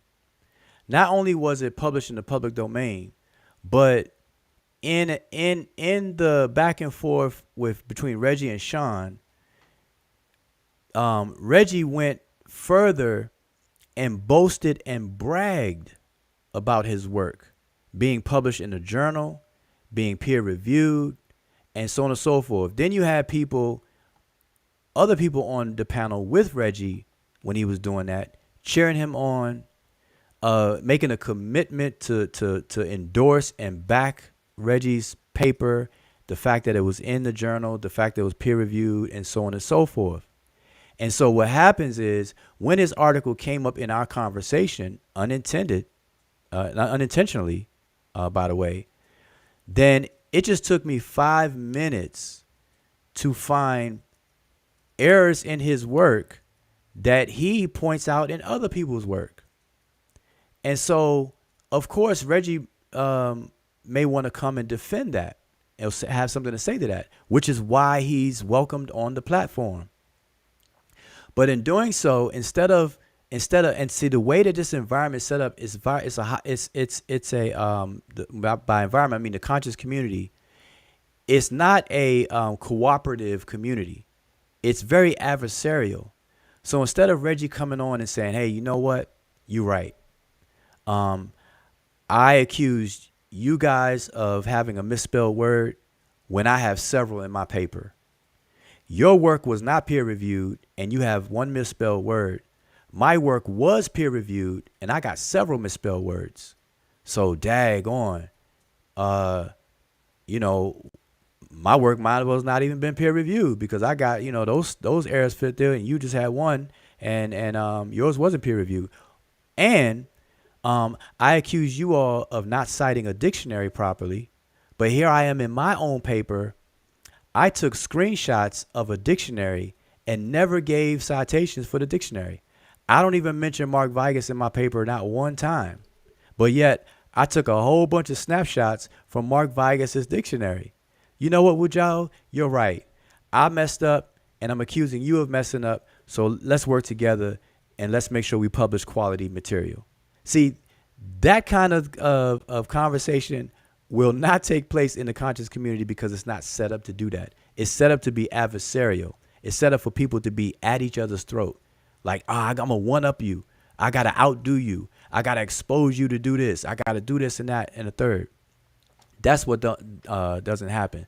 But that's what's going on with this conversation. And so Emiket has every right, just like anybody else, to critique a work that is bragged about as being in a public journal so that people can read it. So why, when she does what the purpose of publishing it is for, is there a problem? There should never be a problem with that. And we should never create an environment where that can't happen. And I highlighted somebody's comment earlier, and I mentioned this earlier. We shouldn't even have to create an environment where women can have a voice. They should automatically just be able to have a voice. I said that earlier already. It sounds funny that we got to create an environment for them. That's like, to me, that's a little bit belittling as well. And I'm surprised that any sister in the chat right now, y'all should feel a little way right now. And if you don't, then hey, I'm not a sister, so maybe I'm misreading it. But the sisters, if I was a sister, I'd be like, well, wait a minute. I should be able to talk about things that I'm competent in without feeling like, I got to run and tuck my tail. If things like, why should things get hostile in the first place? Like, y'all need to correct yourself, not me. Why I got to be silenced? Why can't I express my intellect in a conversation just because y'all can't act right? That's what the sisters should be saying. Why do we have to sit it out because y'all can't act right? You see what I'm saying? That's what should be advocated. That should be the conversation. Anyway, let me let this play. It's only a little more. I don't think it's an unfair conversation, but I just would like, if it's your work and you was talking about my work. She has no work. Okay, but yeah, actually she does. But hold up. But see, here's the thing. She has no work in this book. Stop okay, it. No. Listen. Did she help you write this? Wait, listen. No, but I'm saying she has work though. Wait, what's no, but you what I'm just saying made it. is we're Wait. I'm only just talking clarifying. about- Hold up, Reggie, for a second. I'm just clarifying because you and I can, if it's just me and you having a conversation, we could talk on the phone. But obviously, we're having this conversation in front of people. So you just said she has no work, and you put a period on it. I'm just clarifying that she does have work. She does have work. Watch this. That is championed and supported by Dr. Raketti Amen, by the way. Removing it. I said when I first started, this is about her work is peer reviewed by Dr. Raketti Amen. Okay, so again, in that clip, Reggie says it's a fair conversation, but he expresses that he's expressing the fact that he doesn't like Emiket being involved in the conversation. So Reggie doesn't want a woman or somebody who hasn't written anything. He's implying that somebody who didn't write anything can't critique his work or can't speak on his work. And so that's the implication that Reggie's painting, the picture he's painting, because the conversation up to that point, she's speaking on things his work. I mean, his work is published. It's public. It's published. It's public. Not only is it public and published, but it's being promoted. So why not? And it's not even done in a hostile way. It's pointing things out to him that he pointed out in other people's work. And again, if Reggie wanted to do a show, and I'm still extending this invitation, because I'm sure either Reggie may watch this or he's listening in, or one of you all are going to run and tell him anyway. I'm extending an invitation to Reggie that if he wants to deal with me one-on-one about his work, then I'm more than happy to do that with him. I have no problem. As a matter of fact, I said that same night, even after he left the panel, that I would be willing to do that. It's no problem. So if that's what you want to do, we could schedule that at any point. But you're not going to tell me to tell another sister to sit it out or try to move her out of the conversation because the things that are being pointed out makes you feel uncomfortable. That's not how it works. Because if that's the case, then just don't publish anything. All right. And it's not like it was hostile. So let me play this clip right here. And I'm going to get to the chat. Like I said, I'm going to do a separate video for the engagement because I know you all probably have a lot to say and you may disagree with me on stuff, maybe agree with me on some stuff and whatnot. And I do want to hear what you all have to say. And I'm not really paying attention to the chat as close as I can. All right, so let me play this. I think this is the next clip. Okay, can I finish my point because I've been interrupted. Reggie said, I am biased. I shouldn't be in this conversation, but he came on our channel, But one thing that you're also forgetting, and maybe because you don't know, you wrote this. You write a paper. People publish works because they want other people to read and other people to critique. Now, my critique comes in various forms. First, I am published.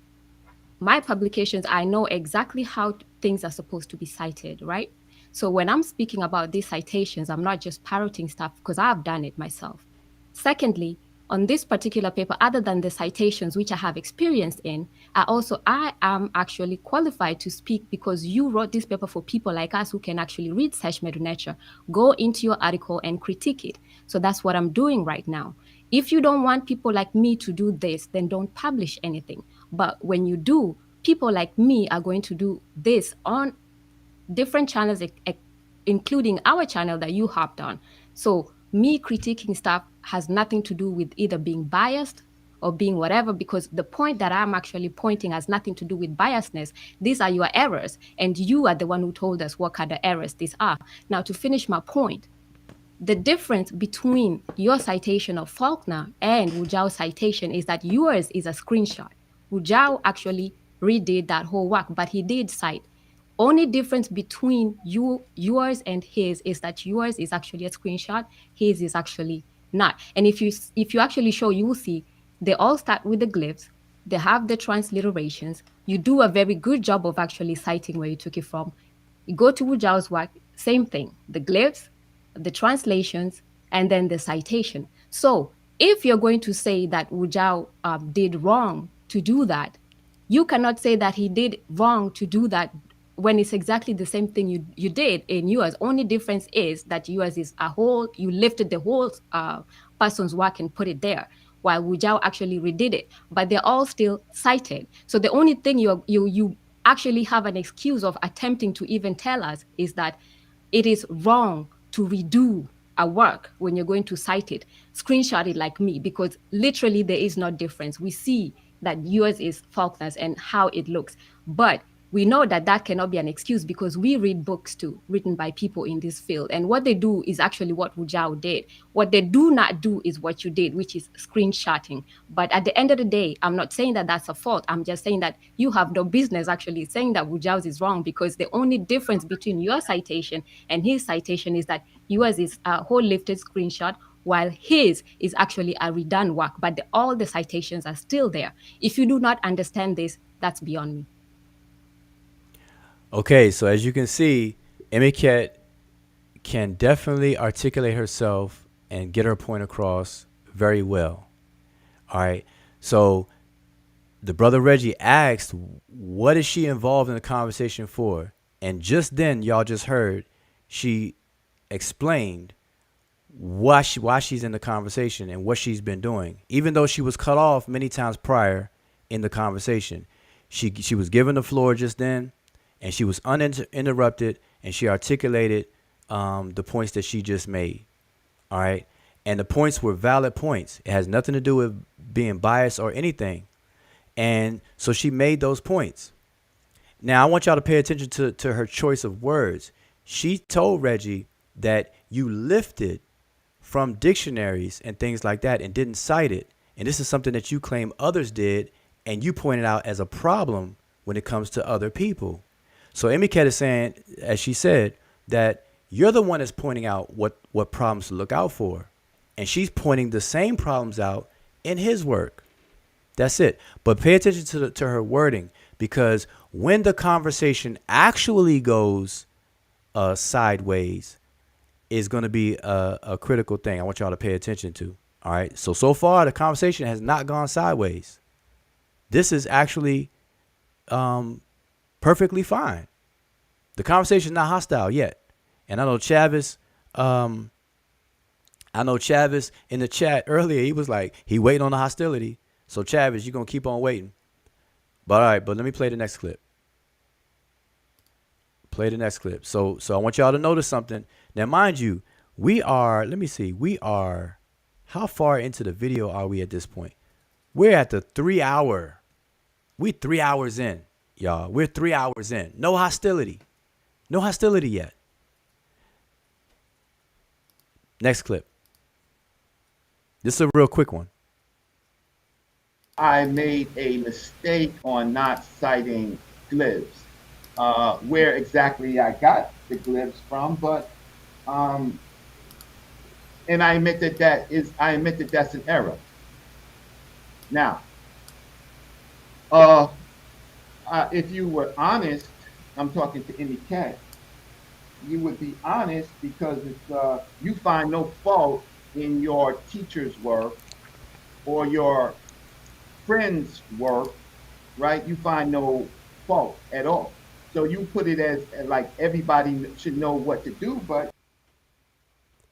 Okay, so the purpose of me pulling that clip is several times in this conversation, the things that Emiket pointed out, Reggie fully admitted that they were indeed mistakes. Even to the point where Reggie said that if he gets a chance, he will write an errata or errata. And for those who may not know what that is, that's when you publish a paper or an article to keep the ledger true. Usually scholars will come back behind and produce another one-sheeter or whatever the case is for corrections. So they won't like try to erase the original article and then replace it. They'll usually write a subsequent piece of material to inform people of the corrections and whatnot the case is.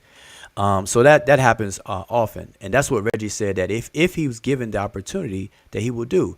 So at the end of the day, Reggie's admitting that he's made all the same mistakes that he's trying to blame other people for, and that's okay. We should not pounce on each other because that happens. That should be okay. We learn from our mistakes. Everybody should. All right. So let me play the next clip here. And mind you, I'm not doing this video to critique Reggie's paper. And in fact, just so y'all know, I will be doing that. A full analysis of Reggie's paper. Because this conversation is, I'm going to tell y'all, this conversation that you all are listening to these clips to, this is the results of only 5 minutes of looking at his paper. 5 minutes. So what I would like to do in respect to the brother Reggie is to give him a full review, my full review of his article. And that's what I intend to do. I'm going to do a full review of his entire article from the structure to its content. All right. So y'all can look forward to that. And I'll keep everybody posted when I do it. But here's the last clip for Reggie.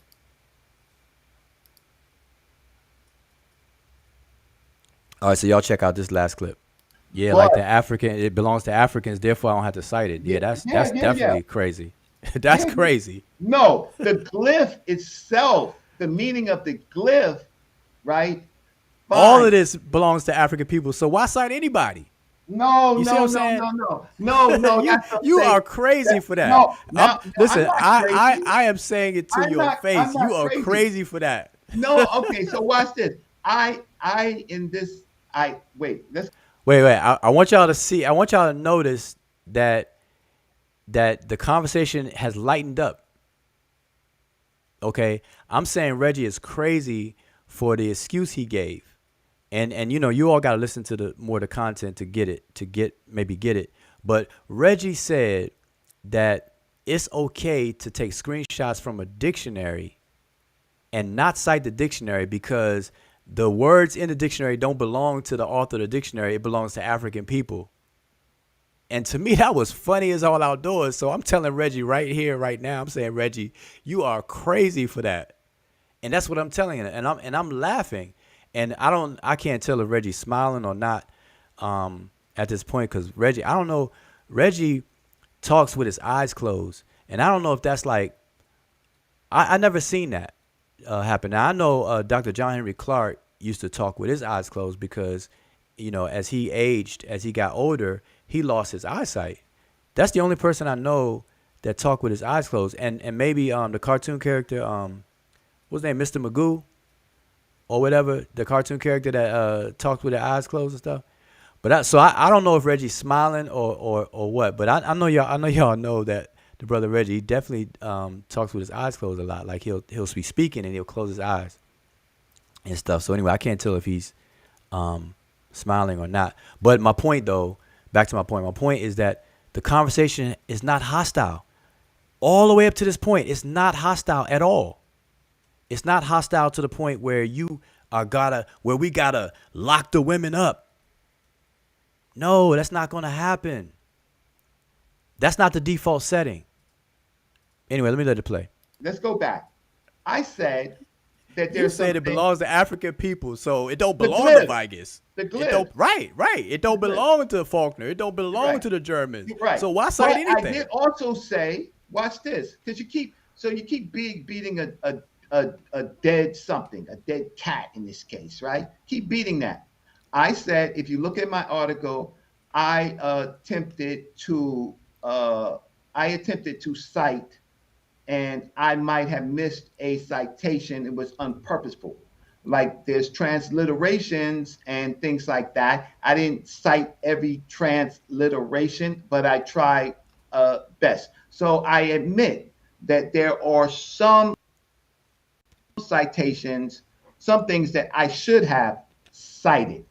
Got it. Now, but you're doing this to show that you read the TLA and you're saying that you could just lift something from the TLA completely and not cite the lemma? No, that's not what I'm saying, Oh, Reggie. because yes, I'm listening now. Wait. Okay, so No, that's I'm not listening. what I'm saying.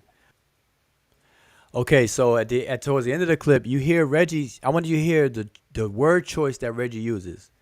Now, prior to that, Emiket told Reggie that he lifted the glyphs from Mark Vigas' dictionary and did not cite Vigas' dictionary. Reggie just now says that I lifted from the TLA and I didn't cite the TLA or the lemma to say exactly what he said. Okay, but I want y'all to pay attention to the word choice. lift, like lift something.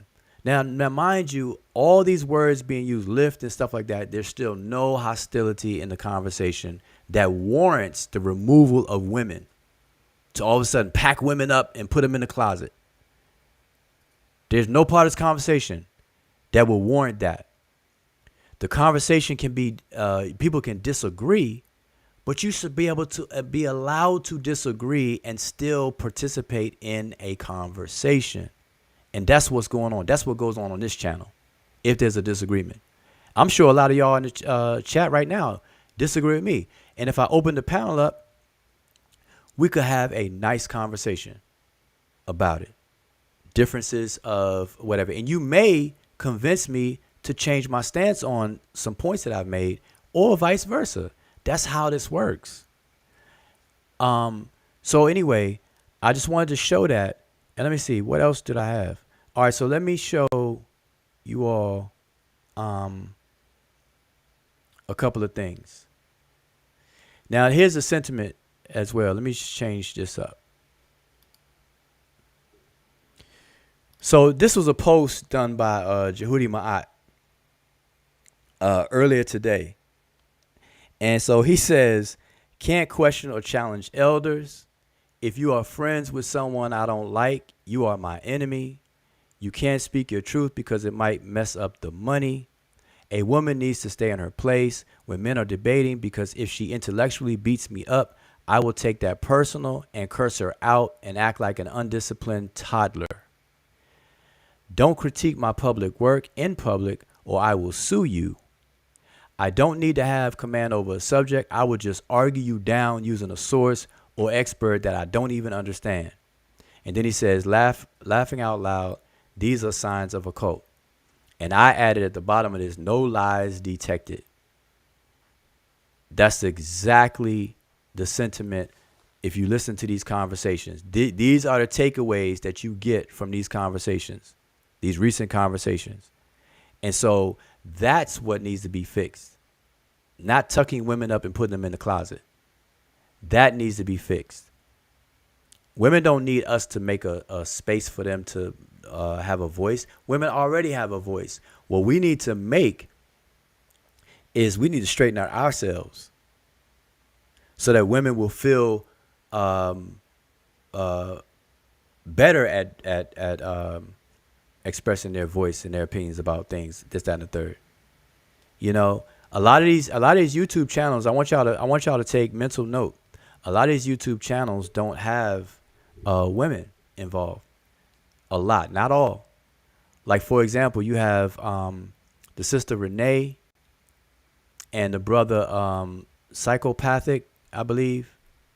They have a co-ed situation on their channel, and the sister Renee can handle herself, and she does a very good job. I don't watch her channel. I don't watch the channel. I'm not able to watch the channel often, but when I do catch it, and I've even been on their platform before one time. I forgot what the topic was, but it's something that I saw she posted up. I was like, let me check it out. Came on the panel. She invited me. She allowed me on the panel. Her and her co-host, they co-host. So you got that going on, and it's nice. It's a nice dynamic when you have the women and the men co-opting the conversation. It's just a better feel, because then you would think that men wouldn't get out of control because a woman is present. You would think that, but in these YouTube streets, nah, not according to what Unc is saying. Nah, when men are talking stuff like that, nope, tuck them away. No, women. The president of women should be like, all right, let me keep myself in check. Let me act like I got some sense. That's what brothers should be saying to themselves. Let me act like I got some sense, because it's women around us. That's what should be said. But you got that. You got even as of late, you got other channels where people are even on matter of fact, Unbiased. I don't know if y'all familiar with Unbiased Sports. The brother Unbiased, Ron. I don't know what his Facebook name is, but Unbiased, the brother Unbiased. He has women on his panel. Miss Tiffany goes on Unbiased panel. The sister Amber goes on Unbiased panel. Those are the two sisters that I frequently hear when he does go live, and it's no problem. That's a good vibe when you got sisters and brothers speaking about subject matters that they're competent in or whatnot. That's the vibe. So you got that going on. But now other channels, and I'm not saying that it's a requirement that channels must be co-ed. I'm just saying, just observe the difference. So you got panels that are full of with brothers, and because of the hostility of the conscious community in general, it produces this adversarial, tense environment. That's what has to change. That's what I advocate against. That's why I call it a circus community. That has to change, and people have to understand that. That's what needs to work on. Now, in terms of Emiket, just notice this too, that and this was said last night, and Reggie said it a couple of times, and you know, I didn't clip all that stuff out a couple of times and everything, is and I made a comment about this, that like people's I'm not expecting or required. I don't think anybody should be required to make that which is private public. I fully respect people's privacy. But now, if you just take a mental observation, though, there are certain people where their other half is visibly involved in what they do to some extent. So let's take the brother Jabari, for example. The brother Jabari does what he does. Now, when he's on Sanetta's platform debating, his wife is not debating.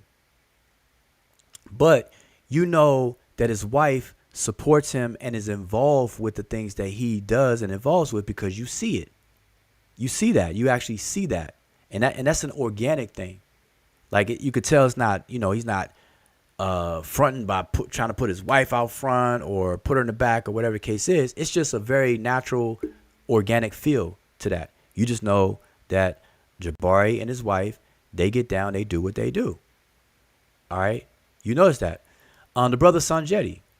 The brother Sanjeti has a beautiful family. Sanjeti's wife, you see and you know that she supports and into the things that he's into. And you can see that organically. It's not something that has to be announced or pointed out, you know, or focused on by Sanjeti or whatnot. You just see these things naturally. Now, in terms of Emiket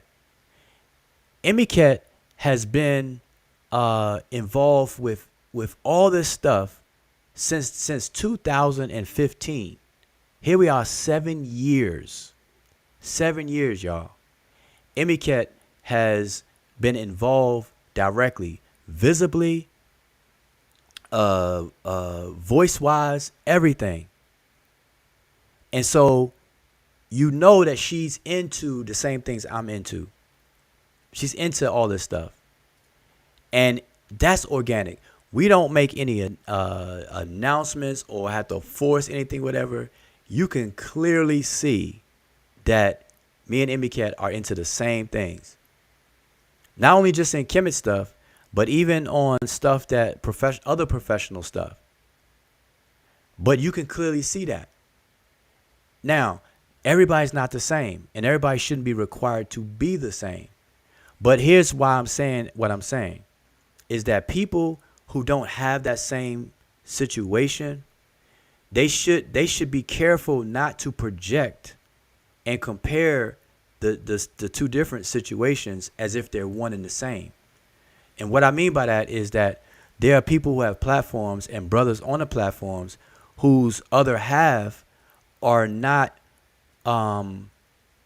in the same situation as the people I just mentioned. And I gave two examples, the brother Jabari, the brother Sanjeti, etc. And that's perfectly fine. Like, that's not a requirement, and that shouldn't be penalized. But the point I'm making is that situations are different, and people got to be aware of that.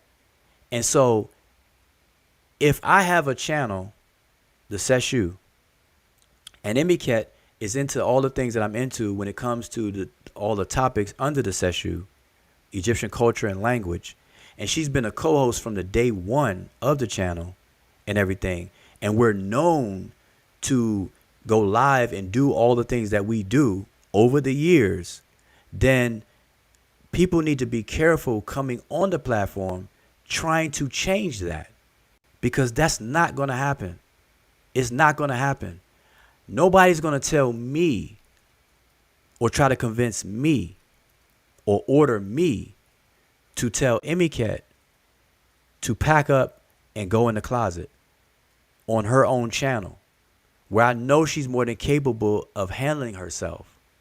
Now, if I ever felt that Emiket was in danger or there's a threat, then I would act accordingly, hands down. And that's really for in-person, face-to-face stuff, because this YouTube digital stuff, it's just that. Keyboard, microphone, and some people have their cameras on. So I just want to make it very clear to everybody that we run things differently. Everybody runs their channels the way they run it, and they have a right to do that. But don't project and try to force something and paint a narrative that don't fit and project things. Don't do that. And this is what I'm saying to the brother Unk. In his description of the narrative, it doesn't fit. That's the stuff that he's used to. He's used to that. And we all know. And a lot of people like Unk because Unk is Unk. Like, Unk be off the chain. And we all are entertained by Unk many, many times. Unk can get very, very colorful with his words and what he does, with the flim flam flume, the fee fi fo fum, put you on timeout, you on the clock, and this and that. Black African power, what's good? A well organized lie defeats a disorganized truth each and every time. Ooh wee, y'all know what time it is. I'm on their heads. This is God Killer in the house. Real black atheism. Pseudo killers on deck. Amara Squad on deck. Everybody knows. Like, I can repeat that stuff because we are familiar with Unk. Unk is going to be Unk. And I'm friends with Unk. I don't agree with how Unk conducts himself. And I tell Unk these things. See, this is not something that like I hold in my chest and stuff like that. Like, I tell these things to Unk. Like, we have conversations on the phone or whatever. And I have no problem telling him, and I do it. He will tell you that. I say, listen, man, nah, man, you know. Like, I'm gonna give y'all an example real quick. When everybody was talking about the viruses and the vaccines and the virus and stuff, you know, everybody was going live. From the science of Sean. Sean was doing his thing. Unk is doing his thing with either the pseudo killers or real black atheists. I forget which channel or whatever. But anyway, the whole virus conversation, the whole vaccine conversation. Now, I have family in the medical field. My brother and my sister are doctors and the whole nine. And their colleagues administer vaccinations. They deal with immunology and all this stuff, right? And so when Unk or Sean or anybody fires up a video talking about vaccines, in my mind, I'm like, man, I want to tell my sister and her colleagues, these are professionals, y'all. I want to tell them to come check out the video. Like, come on, come check out the video and possibly come on the panel to break some stuff down. But I gotta stop myself. I'm like, no, pump the brakes. I said, I can't tell my sister and her professional colleagues to come on any platform that starts wilding out. Like I can't take that chance. And I'm like, and I had to laugh at myself. I'm like, Dad, I can't. I said, it's a shame. I don't even feel comfortable telling these folks to come, either check it out or participate. And I actually told my sister, though, anyway. I told her anyway. And she checked out a couple of conversations. She was like, nope, can't do it. I can't do it. She said, I can't do it. Now, my sister went on Monica's platform. Monica had the insurance and business platform and everything like that. Because the way Monica carries her platform and does her shows, I was definitely confident and comfortable telling my sister about it and setting that up, hooking that up, and hooking that up for that. I felt comfortable. So all I'm saying with this is that it's a shame that I didn't feel comfortable to do that on these platforms, but I would like to. And so I'm requesting everybody, let's get it to that point to where we should be okay. Now you all may be okay. So I may be the only one that feels this way on that. And I'm okay with that. But I would like to see us do better. But anyway, that's that right there. And MK, let me know if you have something to say, because I'm up there definitely hogging the mic and everything. But let me go back to now. That was Jehudi's comment. But let me show this. This is a screenshot of the video. Now this was taken earlier today. Now the reason why I'm showing this screenshot to you all is look at the timestamp. The timestamp.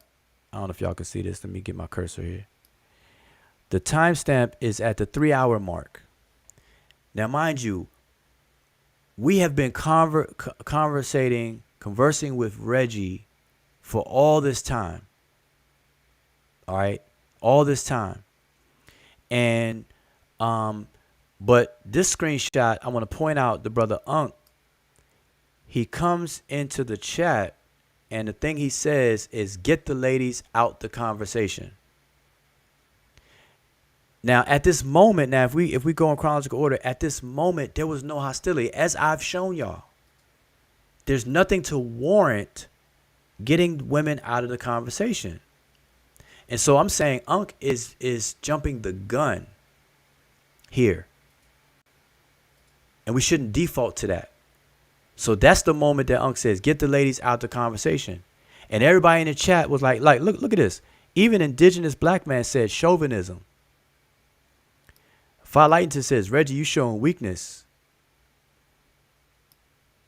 Teddy Wassamad Ra says, what happened to giving women respect these days? So if you go back and watch the video, you're going to see people expressing themselves in the chat. And they understand that Emiket, that people are trying to silence her or cut her off and this and a third. But it's not hostile, nothing warranted. Oh, removed. So the solution is to remove her from the conversation? Like, where they do that at? That's the wrong answer.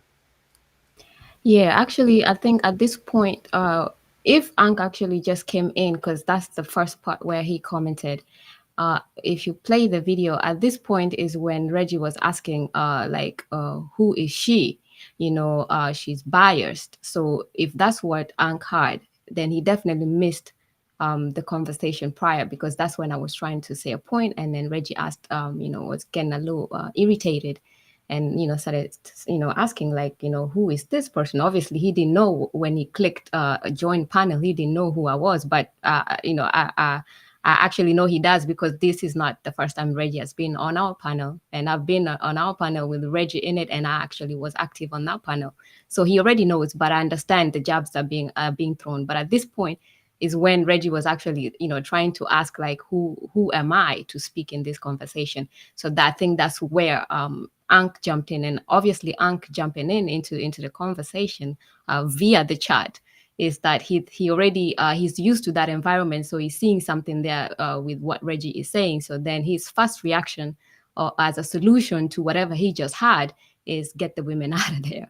And obviously we know that is not a solution, because obviously you have to understand what was happening. You can't just a woman is not just going to drop what I'll speak for myself. Imiket is not going to drop Sesh, Medew, Netcher and actually being active in this conversation because Reggie doesn't like it. I'm not going to pack and leave what I've been committed in doing the last 7 years, and I'm still going to be committed. So I'm not going to pack and leave and get out of the conversation that I was actually part of a panel and speaking in. So, but that's how Ankh came in. That was his solution.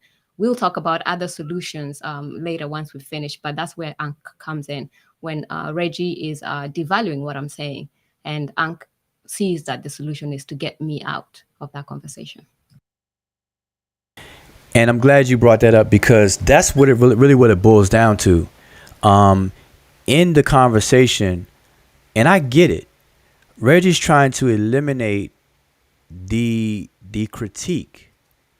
You know, nobody wants to be criticized. Nobody wants to be told that they made mistakes. None of us. Nobody wants to make mistakes, number one. And then when we do make mistakes, nobody wants those mistakes pointed out. That's human nature. And so it's quite natural for the tendency to want to eliminate hearing that. You don't want to hear people pointing out mistakes. And so what I feel that what was going on is that Reggie was trying to silence Emiket, which in turn is silencing the critique. And mind you, again, I'm going to repeat this. This was not a critique of his whole work or anything. This is a result of only 5 minutes. While Asar was talking on the video, I pulled up Reggie's article and I took 2 screenshots and I put them on my keynote to show them on the screen. And it just so happens that the 2 screenshots I took, I'm seeing these errors. And I'm like, wow, man, you all are going on these channels bragging about how something is peer reviewed and stuff. I said, man, there's no way this thing is peer reviewed.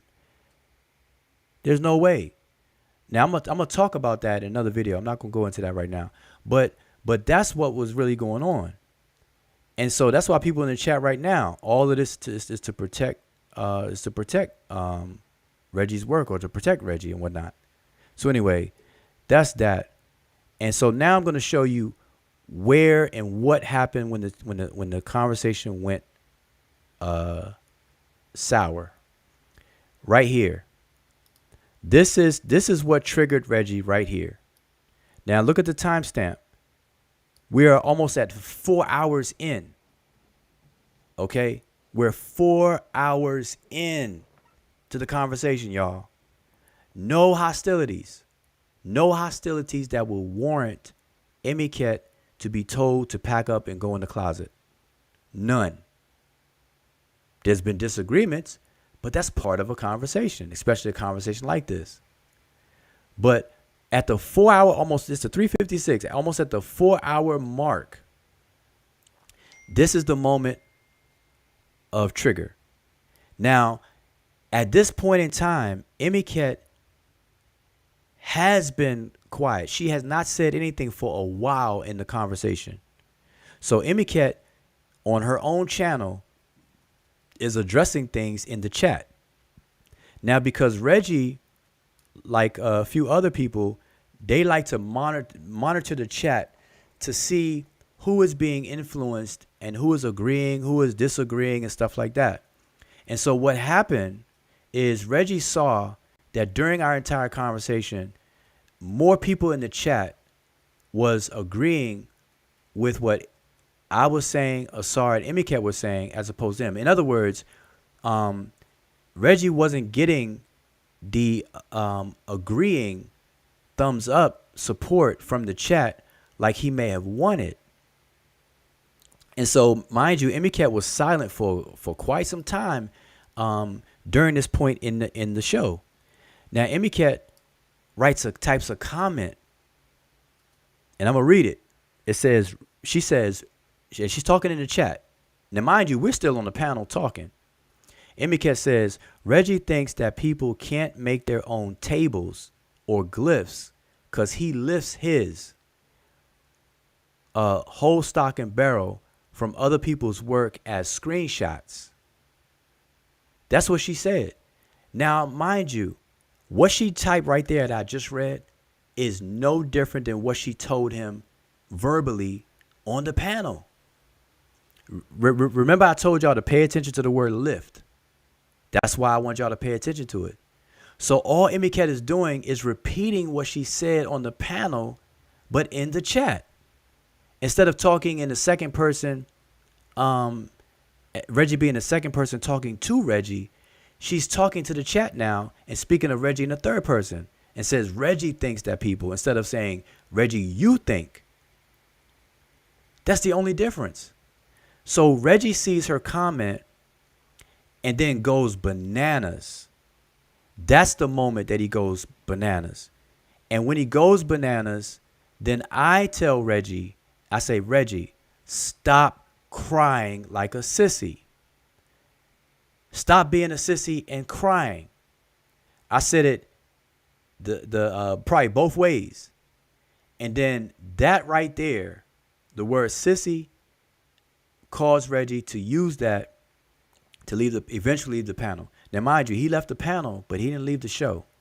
He stayed in the chat and was continually complaining in the chat. And I told him while I saw him in the chat, Reggie, listen, you can come back on the panel. You're more than welcome. The link is still there, this, that, and the third. He didn't want to come back on the panel. So he used me telling him to stop crying like a sissy or stop being a sissy and always crying as a reason to leave the panel. And I don't leave the panel. The next day or 2 days later, he goes on Sonetta's platform and then does a whole video still complaining. Over there, bringing up old stuff that was refuted, like knocked out the park, and stuff like that. So anyway, that's what triggered it. Now, mind you, this is a whole hour later, and I'm pointing out the timestamps because look, this is an hour later from when Unc comes in and make his comment to get the women out of there. This was a whole hour earlier, and there was no hostilities. And in fact, there was no hostility even when I said what I said. When I said what I said, that offended Reggie, and he left. So I'm the one that offended Reggie and made him leave. Well, I'm not gonna say I made him leave and whatnot, but my statement is what broke the camel's back, and Reggie left as a result of what I said in terms of stop crying and whatnot. Because at that point, Reggie was going on and on and on, and he always does this. And I shoot it straight. I'm like, man, you crying too much. Stop crying. You publish your work in the public. You brag about it. You go on a Pseudo Killers and have a 2-hour show with slides and everything. Brag about your work. Got everybody to promote your work. Jump out the window and co-sign your work, even though they ain't even read your work. The work. They don't even know if it was peer reviewed. They don't even know to the extent it was peer reviewed and everything like that. I spent 5 minutes on it. I could point out all these different mistakes and everything. And wait till I do a full review. You all are going to be amazed. Y'all are going to agree with me, and y'all gonna say there is no way that Reggie's paper was peer reviewed. And if it was, then that peer review process is definitely a failure. That one, not the peer review process in and of itself. That's a noble process, and that's a process for quality control that should be in place. But that peer review process, for the things that I'm going to point out, you all can make your own mind up.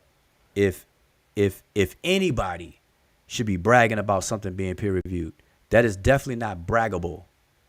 No way, no shape, no fashion. Nobody should be bragging about that. But anyway, so this show is not about that. So again, I'm coming back to the question. And MCAT, feel free at any point. Yeah, that's on the video when Reggie finally decided to leave, and he did ask, I tell your student, tell your lady to stop commenting in the chat and influencing the chat. His main worry was that I was influencing the chat. Obviously in the chat, when people ask questions, you will answer and things of that nature. And like you said, he shouldn't have been listening to the chat, because he was actually, at that moment, you told everybody on the panel to mute. And so y'all were having a conversation for about 15 minutes going strong, just you and Reggie and everybody else was quiet and just active on the chat. But what I did say on the chat, I did say twice on the panel with Reggie, and he didn't have an issue. I did tell him that the difference between his stuff and y'all had it anyway, between his stuff and Wujao's stuff was that if actually and I did type some of my words, I said the only difference between your citation and his citation is yours a whole lifted citation while his is a redone work. Now, mind you, I said that, and then Reggie came back a few minutes later and charged Wujao with the same thing, and he said that now what you are saying is that you can just lift something from the TLA completely and not cite the lemma. So he also told Wujao that Wujao lifted something from the TLA completely. Now I come back in the chat, and this is what upsets Reggie. And this time I used the same words he used, but instead of saying lifting completely, I said lifted whole stock and barrel. It's the same thing, synonyms, right? But that is what triggered Reggie. But like I said, that was actually a weak exit strategy. He just wanted to come out of the conversation because the 5 minutes that it was actually less than 5 minutes that Wujao took to go over his paper while Asa was talking, and all that came out. And when that came out, somebody told him that they're looking at your paper, they got red marks in there. So he came to the panel and he jumped in. Now, this is not the first time that Reggie has been on our panel. He's been on our panel. Imiket has been on the panel. He's never acted up because that particular time that Reggie was on the panel, his work was not under critique. So he would look at that as a friendly environment. So clearly, Imiket was qualified to speak in the previous discussion. You can check our archive where Reggie did drop in. The only difference now is that Imiket is criticizing his work. And that's what got him to obviously Sean had criticized his work, Wujao had criticized his work, and I'm also criticizing his work. And I understand that does not look good, but that's what Reggie taught us, because nobody was actually looking at spelling errors until Reggie introduced spelling errors for us in the Shemsu Heru research team's book. He introduced that concept to us 3 years ago. And then he took that concept on 2 or 3 years ago in multiple channels. And then last week, he brought that again on the Pseudo Killers channel. So clearly, this is a concept that is taking on tour every few years. So he tells us this is wrong. Last week, he told us that one spelling error preliminary would actually be so problematic that you would not even get into a library. Get your book in the library. So he did say that book, the Shemsu Rules research team, he even asked, do you think this is a book that will actually be in a library with this error? Now, 2-3 days later, it takes just 5 minutes, and we haven't done a treatment on that paper, and we will. But that 5 minutes, the results came out with a lot of errors. And obviously, when he came to our channel, it got to a point. This is not a channel where it's a lot of over talking. So we will actually get to the point. And the point, as y'all have seen, Reggie did admit that he did have spelling errors. He did have grammar errors. He did have citation errors, which is pretty much plagiarism anyway. But instead of just admitting and leaving it there, now, while the conversation, because he can't leave now, he can't leave the panel after admitting to these errors where he's actually going to do an errata. It's not going to look good. Imiket has, put him, under the ringer. Sean done put it under the ringer, and he doesn't appreciate that because Sean and Imiket are Wujao's quote unquote students. So it's not a good look for him. So he has to figure out how to get out of the panel. So, and if you know classic Reggie will create something. There will be a reason for Reggie to leave the panel. So he looked at the panel, at the chat, at the peanut gallery, let me say, because who does that? Peanut gallery is the peanut gallery, right? So he looks at it and he finds a comment, which is exactly what I'd said before that he didn't have an issue with, which is exactly what he said about Wujao, that Wujao didn't have an issue with. But now all of a sudden, he's got to get out because of that.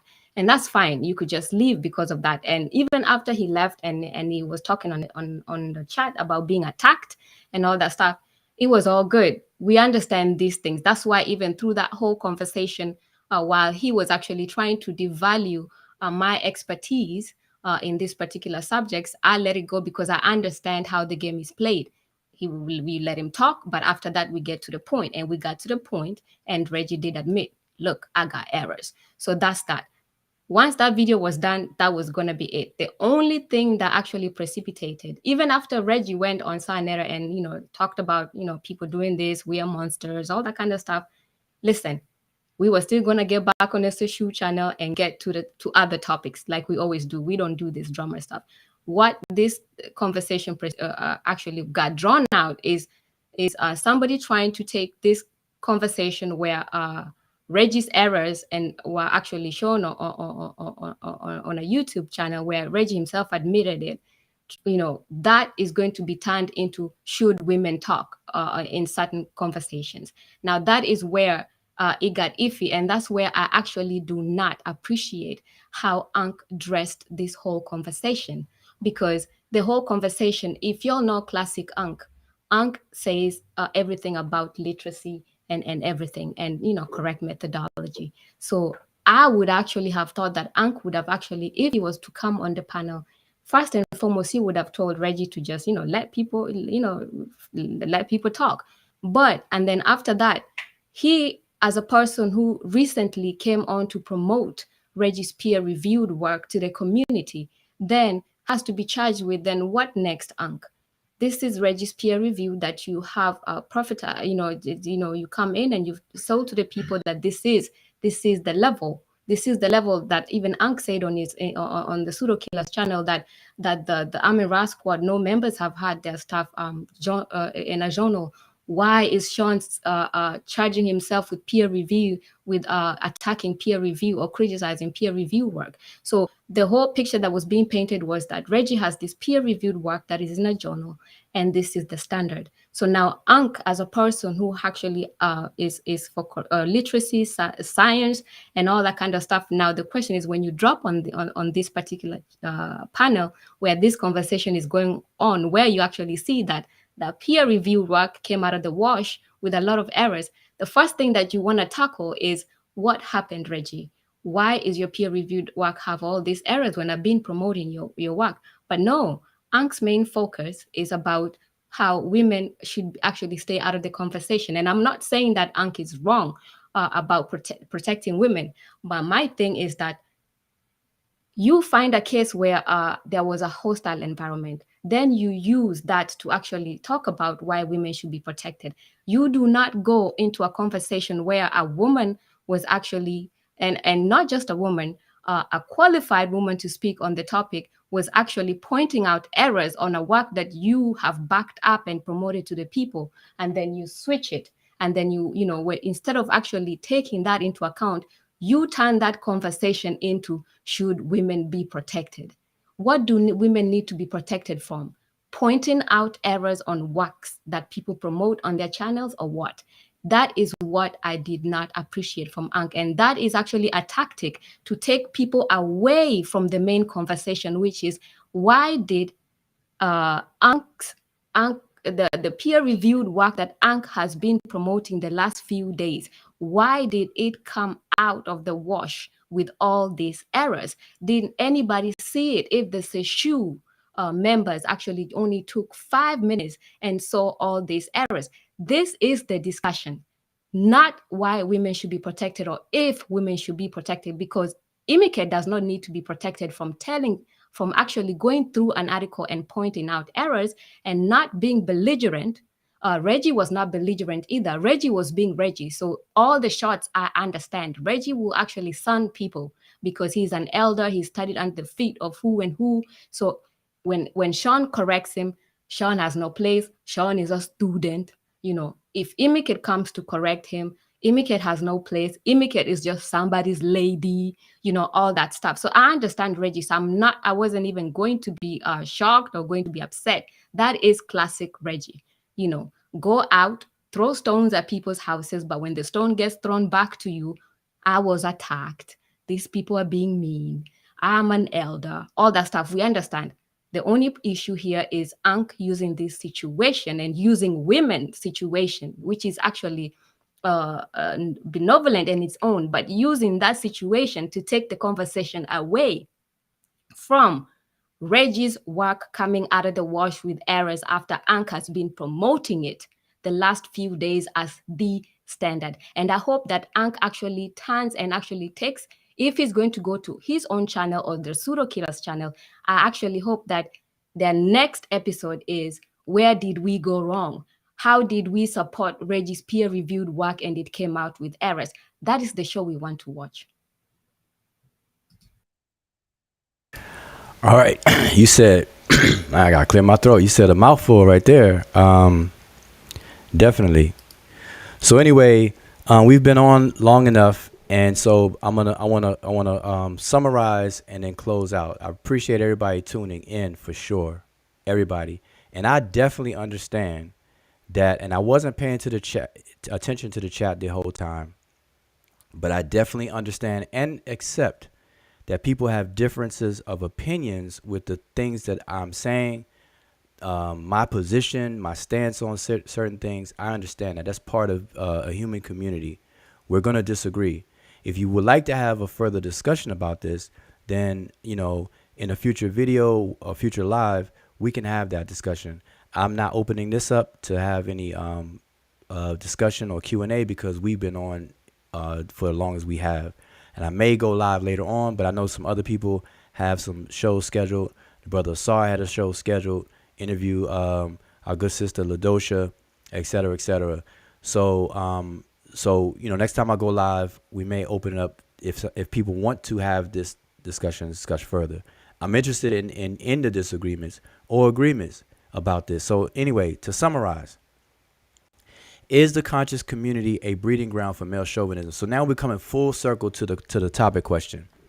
Now, this is not on any one person. The question is not pointing out any one person. It's not pointing out Reggie. It's not pointing out Unc. It's not pointing out anybody, any individual. The question is about the atmosphere of the entire what's being called the conscious community. And we have to be brutally honest with ourselves and try to answer that question. Now, I did catch some people's comments in the chat saying, well, this is not really about chauvinism or male chauvinism. This is really just about plagiarism or something like that. Well, no, the question that I asked at the beginning, and as you can see, is the conscious community a breeding ground for male chauvinism? Now, this case study, this experience that we're sharing is part of why the question is even asked. This is not the only case study or whatever that we should use to answer the question, but it brings up points that raises this question. Because here's the thing. So the brother Unc is expressing himself and his desire and his stance that women should be protected. I don't think anybody disagrees with that. I don't disagree with it, and I don't think anybody in the chat would disagree with that at all. Okay? Women should be protected, period. You don't have to say anything on the other side of the period. Now, that should not be in and mischaracterized and put into an envelope of these conversations, because now we're getting into hyperbole and exaggerations. So here's what's happening. Because the conscious community and its front-facing aspects, which is the YouTube channels and stuff, and how people conduct themselves, the behavior on these different platforms, it causes people to be on edge and say, wait a minute. When guys get together on a panel and have a conversation, women should not be involved. So the solution is tuck the women away, put them in the closet. Instead of, nah, we better straighten the brothers out for going at each other the way that brothers go at each other. We got to kill that. We got to kill that noise. That's the target of the solution. But because that doesn't happen, and because it's actually enabled, and people got to admit, people look forward to, I know people who get off of work and look forward to who's live streaming right now, who's arguing, who's fussing. And then they got the popcorn emojis and stuff like that. And people like entertainment. That's what we like. So it's being enabled. It's not being suppressed. That bad character, bad behavior, the adversarial, calling each other out of their names, cursing at each other, and being oppositional to the point where you can't even learn anything from a conversation. That's not being addressed. That's actually being enabled and encouraged in an indirect way, because that gets more views, that gets more people instigating, batteries be put in people's backs, people jump on the bandwagon. All of that stuff happens. And so my answer to the question is yes. The conscious community in general, not any individual, but the conscious community in general, and the behaviors of it and the climate that has emerged from it has definitely made it into a male chauvinistic environment where women should not talk or be involved in conversations, even if they're qualified and can actually add some really good things to the conversation, but we have to push them in the back. Now, chauvinism, there's another shade of chauvinism, of male chauvinism, to where men think that they're better than women and so on and so forth. In that aspect, that's a little weaker than because to put somebody in the back, you can cite protection and not that I'm better than you. So I know that people are going to disagree with the use of male chauvinism. So if you all want to substitute the word for something else, then by all means, be my guest. Because I do understand that chauvinism has this other sense of this notion of men feeling like they're better than. It's got a teaspoon of bigotry into the definition of male chauvinism. Like I'm male chauvinist and men are better than women and stuff like that. And that's not what is being said, that men think. But now in the actions though, like, who are you? Why are you speaking? It definitely can come off that way and implies that these are some indirect implications there, where it's sort of kind of like that, where where women are treated, or sisters are treated with not the level of respect that they should have. So it's like an indirect thing. So anyway, we have to do better on all accounts, on all that kind of stuff. So and this video is not about Reggie's paper or anything like that. And I know Reggie was in the chat. I don't know if he's still there, but my invitation to Reggie is still open. If he wants to have a discussion just with me on his paper, or what he feels about our work, my portion in our work in the Shimsu Heru research team's book on contribution to the meaning of the place name Kemet, that's perfectly fine with me. I welcome that. But I have yet to do an actual review of Reggie's work that I do plan to do. And that conversation we had that y'all witnessed was only 5 minutes of me going to it. And that's the thing. So Emicat, I agree with Emicat 100% in terms of, for example, the pseudo killers jumping on board with Reggie's work in the braggadocious way of that video. Y'all got to go back and watch that video. There was a whole bunch of people feeling themselves and bragging and big chested, putting their chest out, boy, on the fact that something was published. Now, I celebrate anybody that is successful at their goals of publishing. If your goal is to publish a paper in a journal and it gets accepted and all that stuff, I celebrate that. But what I don't celebrate is that accomplishment being weaponized and used and leveraged to attack other people or to do the shenanigans that I saw on the video and everything like that.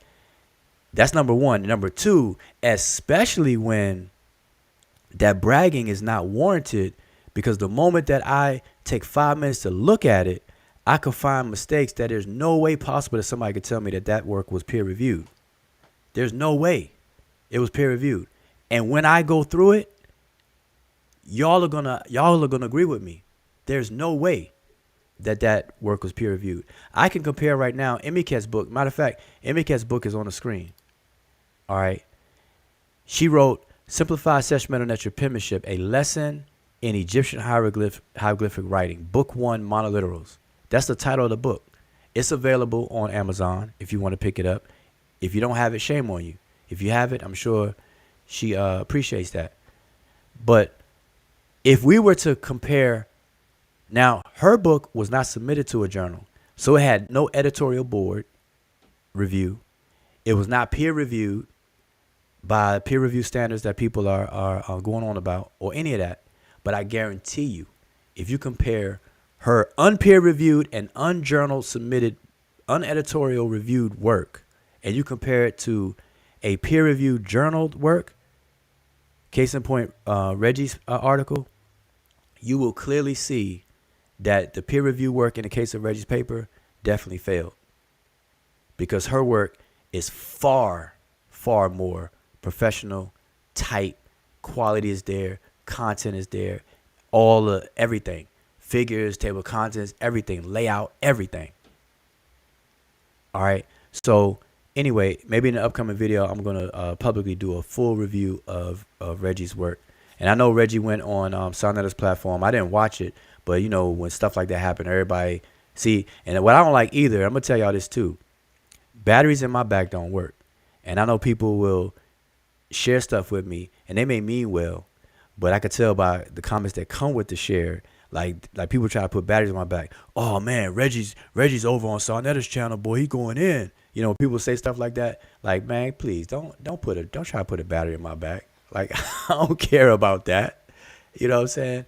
So all of that stuff, that's the you know, that's the shenanigans I don't even get involved with or anything like that, because anything Reggie could say over there, because he actually confirmed what I said he was going to do. I knew he was going to do videos, and when I'm sure he probably not even finished. He's probably going to do a tour. He's probably going to go on somebody else's channel and do the same thing.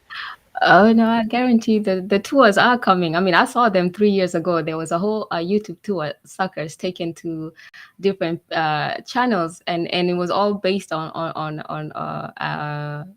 you know, a citation that's actually there of a dictionary, but a dictionary citation and one misspelling error. So that there was you know, different states tours, YouTube states tours that was taken with those two issues, and then it was brought back again last week. And I'm only speaking to this just to mention what you said, where it's like Reggie is definitely welcomed on this channel, and I think that's what most people don't really understand. Because I was on Ank's channel yesterday, and when he did point out something about, oh, Wujao, that looks a little funny, you know, when you have Chief X here talking about your woman like this, and then the next day, like, you're sitting there on the panel. Now, this is what most people don't understand. Like, we understand scholarship. You know, so when people like on this particular channel, we always say, like, you will see me, we don't block anybody. You can say the nastiest thing about us, we'll never block you. We'll just let you do what you do, because at the end of the day, this, you know, people are just talking. If somebody comes and says, Imiket, you know, you're cross-eyed, you're bow-legged, all that kind of stuff, why would I get upset? Why would I block somebody out of that? Unless if I was actually you know, bow-legged, I was actually cross-eyed, that might actually hurt. But we actually have this thing where we understand how, you know, we understand scholarship. Now, when somebody's faced with an issue, you know, or being criticized, there's only three ways they can either react. You can accept your issues. You can, and then say, you know, my bad, that was my error. You can be quiet, you know, you can plead the fifth. Or other people, they have this maladaptive, you know, coping mechanism where they start doing, you know, doing crazy things like, Chief might call me a bitch. You know, I understand that, because I understand why, you know, I understand what, you know, triggered him to do that, which means that he has no comeback. So we understand that. I'm not going to take that personal. Chief X has actually come on our chat as well. I would never block Chief X just because he called me a bitch. You know, I probably you find me on a panel with Chief X. So this is how we operate. We put our feelings aside. You know, we understand how different people react in this kind of conversations. That everybody's at their own levels. Some people can't take critique. Some people are cool with critique. But at the end of the day, you know, Reggie coming back over here, Reggie going somewhere else and saying all nasty things about us, he can still come back here and he's still welcome to have any kind of conversation that he wants. Anybody else that says any kind of nasty things about us, we don't take things personally. I do not feel attacked, when somebody says that Imiket is a bitch. You understand? So I understand why that person is saying that. They're defeated at that point.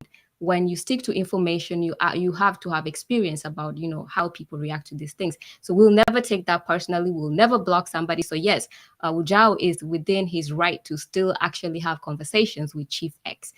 Just because Chief X acted a certain way does not mean that now we are not, we actually stop having conversations when they are actually required to do. I just wanted to point that out, that over here is all cool. We try, talk all you want on the chat. As we understand the peanut gallery. Hey, I definitely understand the peanut gallery because I'm active in the peanut gallery, And so even trying to use that, I do not understand it. But yeah, over this issue on the panel, conversations are great. On the chat, we'll let you rock out and do what you do. And it's not going to be a big deal as long as at the end of the show, we can actually get to the crux of the information. Yeah, and for clarity, Chief X did not do any of that on our channel. So I don't want people to get it twisted. We can't control what videos people make. People make videos, they make videos. And that's a very good point, though. I don't see. I come from a background of constantly being drilled in my head. Don't overlay your identity to your work.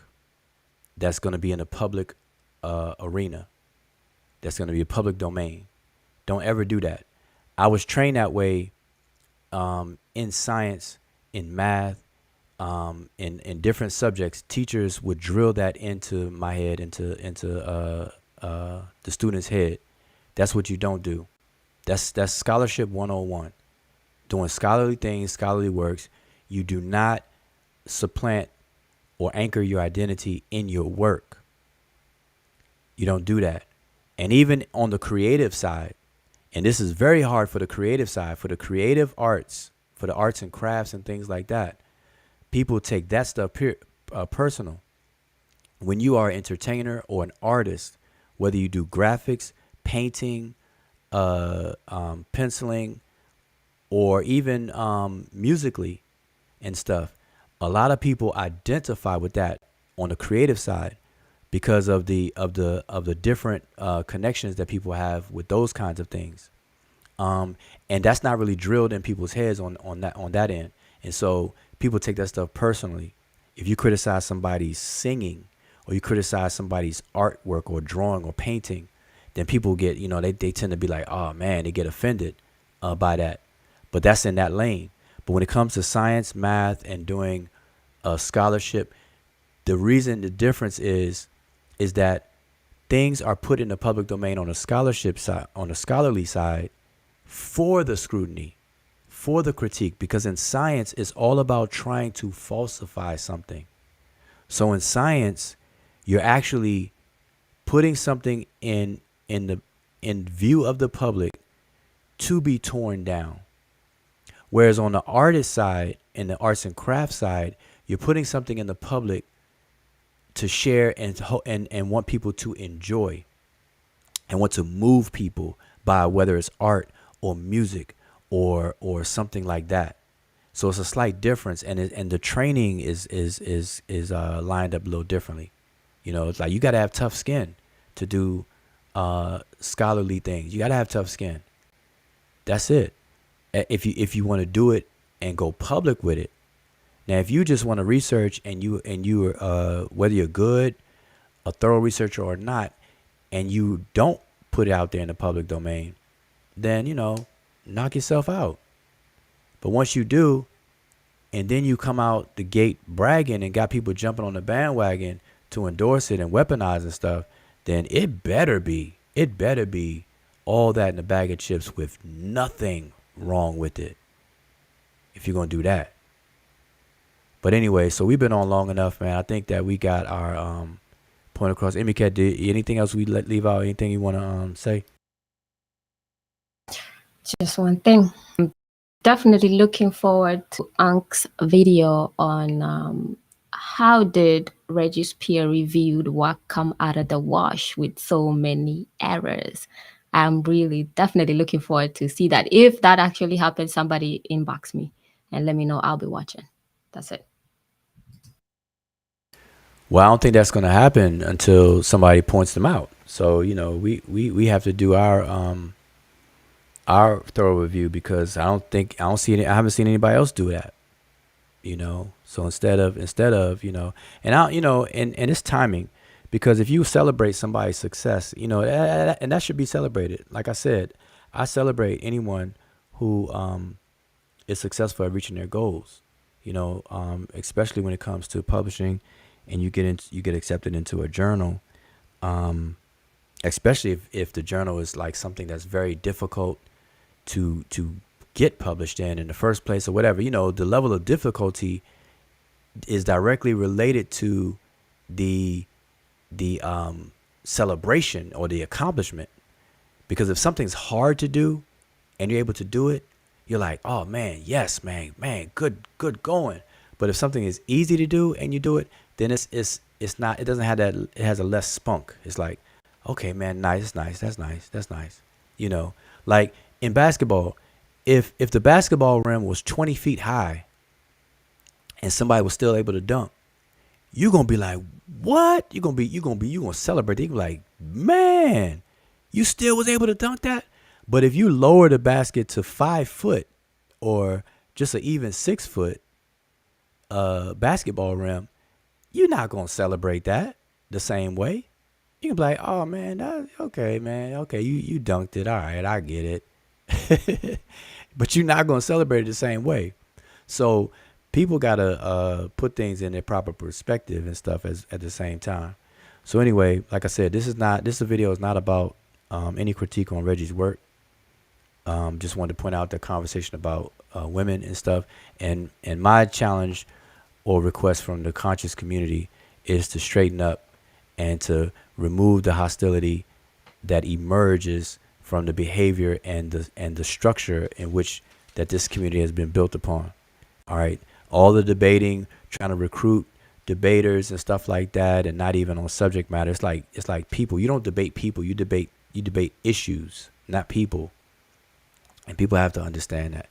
And we could do a whole lot better. There's a whole room to do a lot better.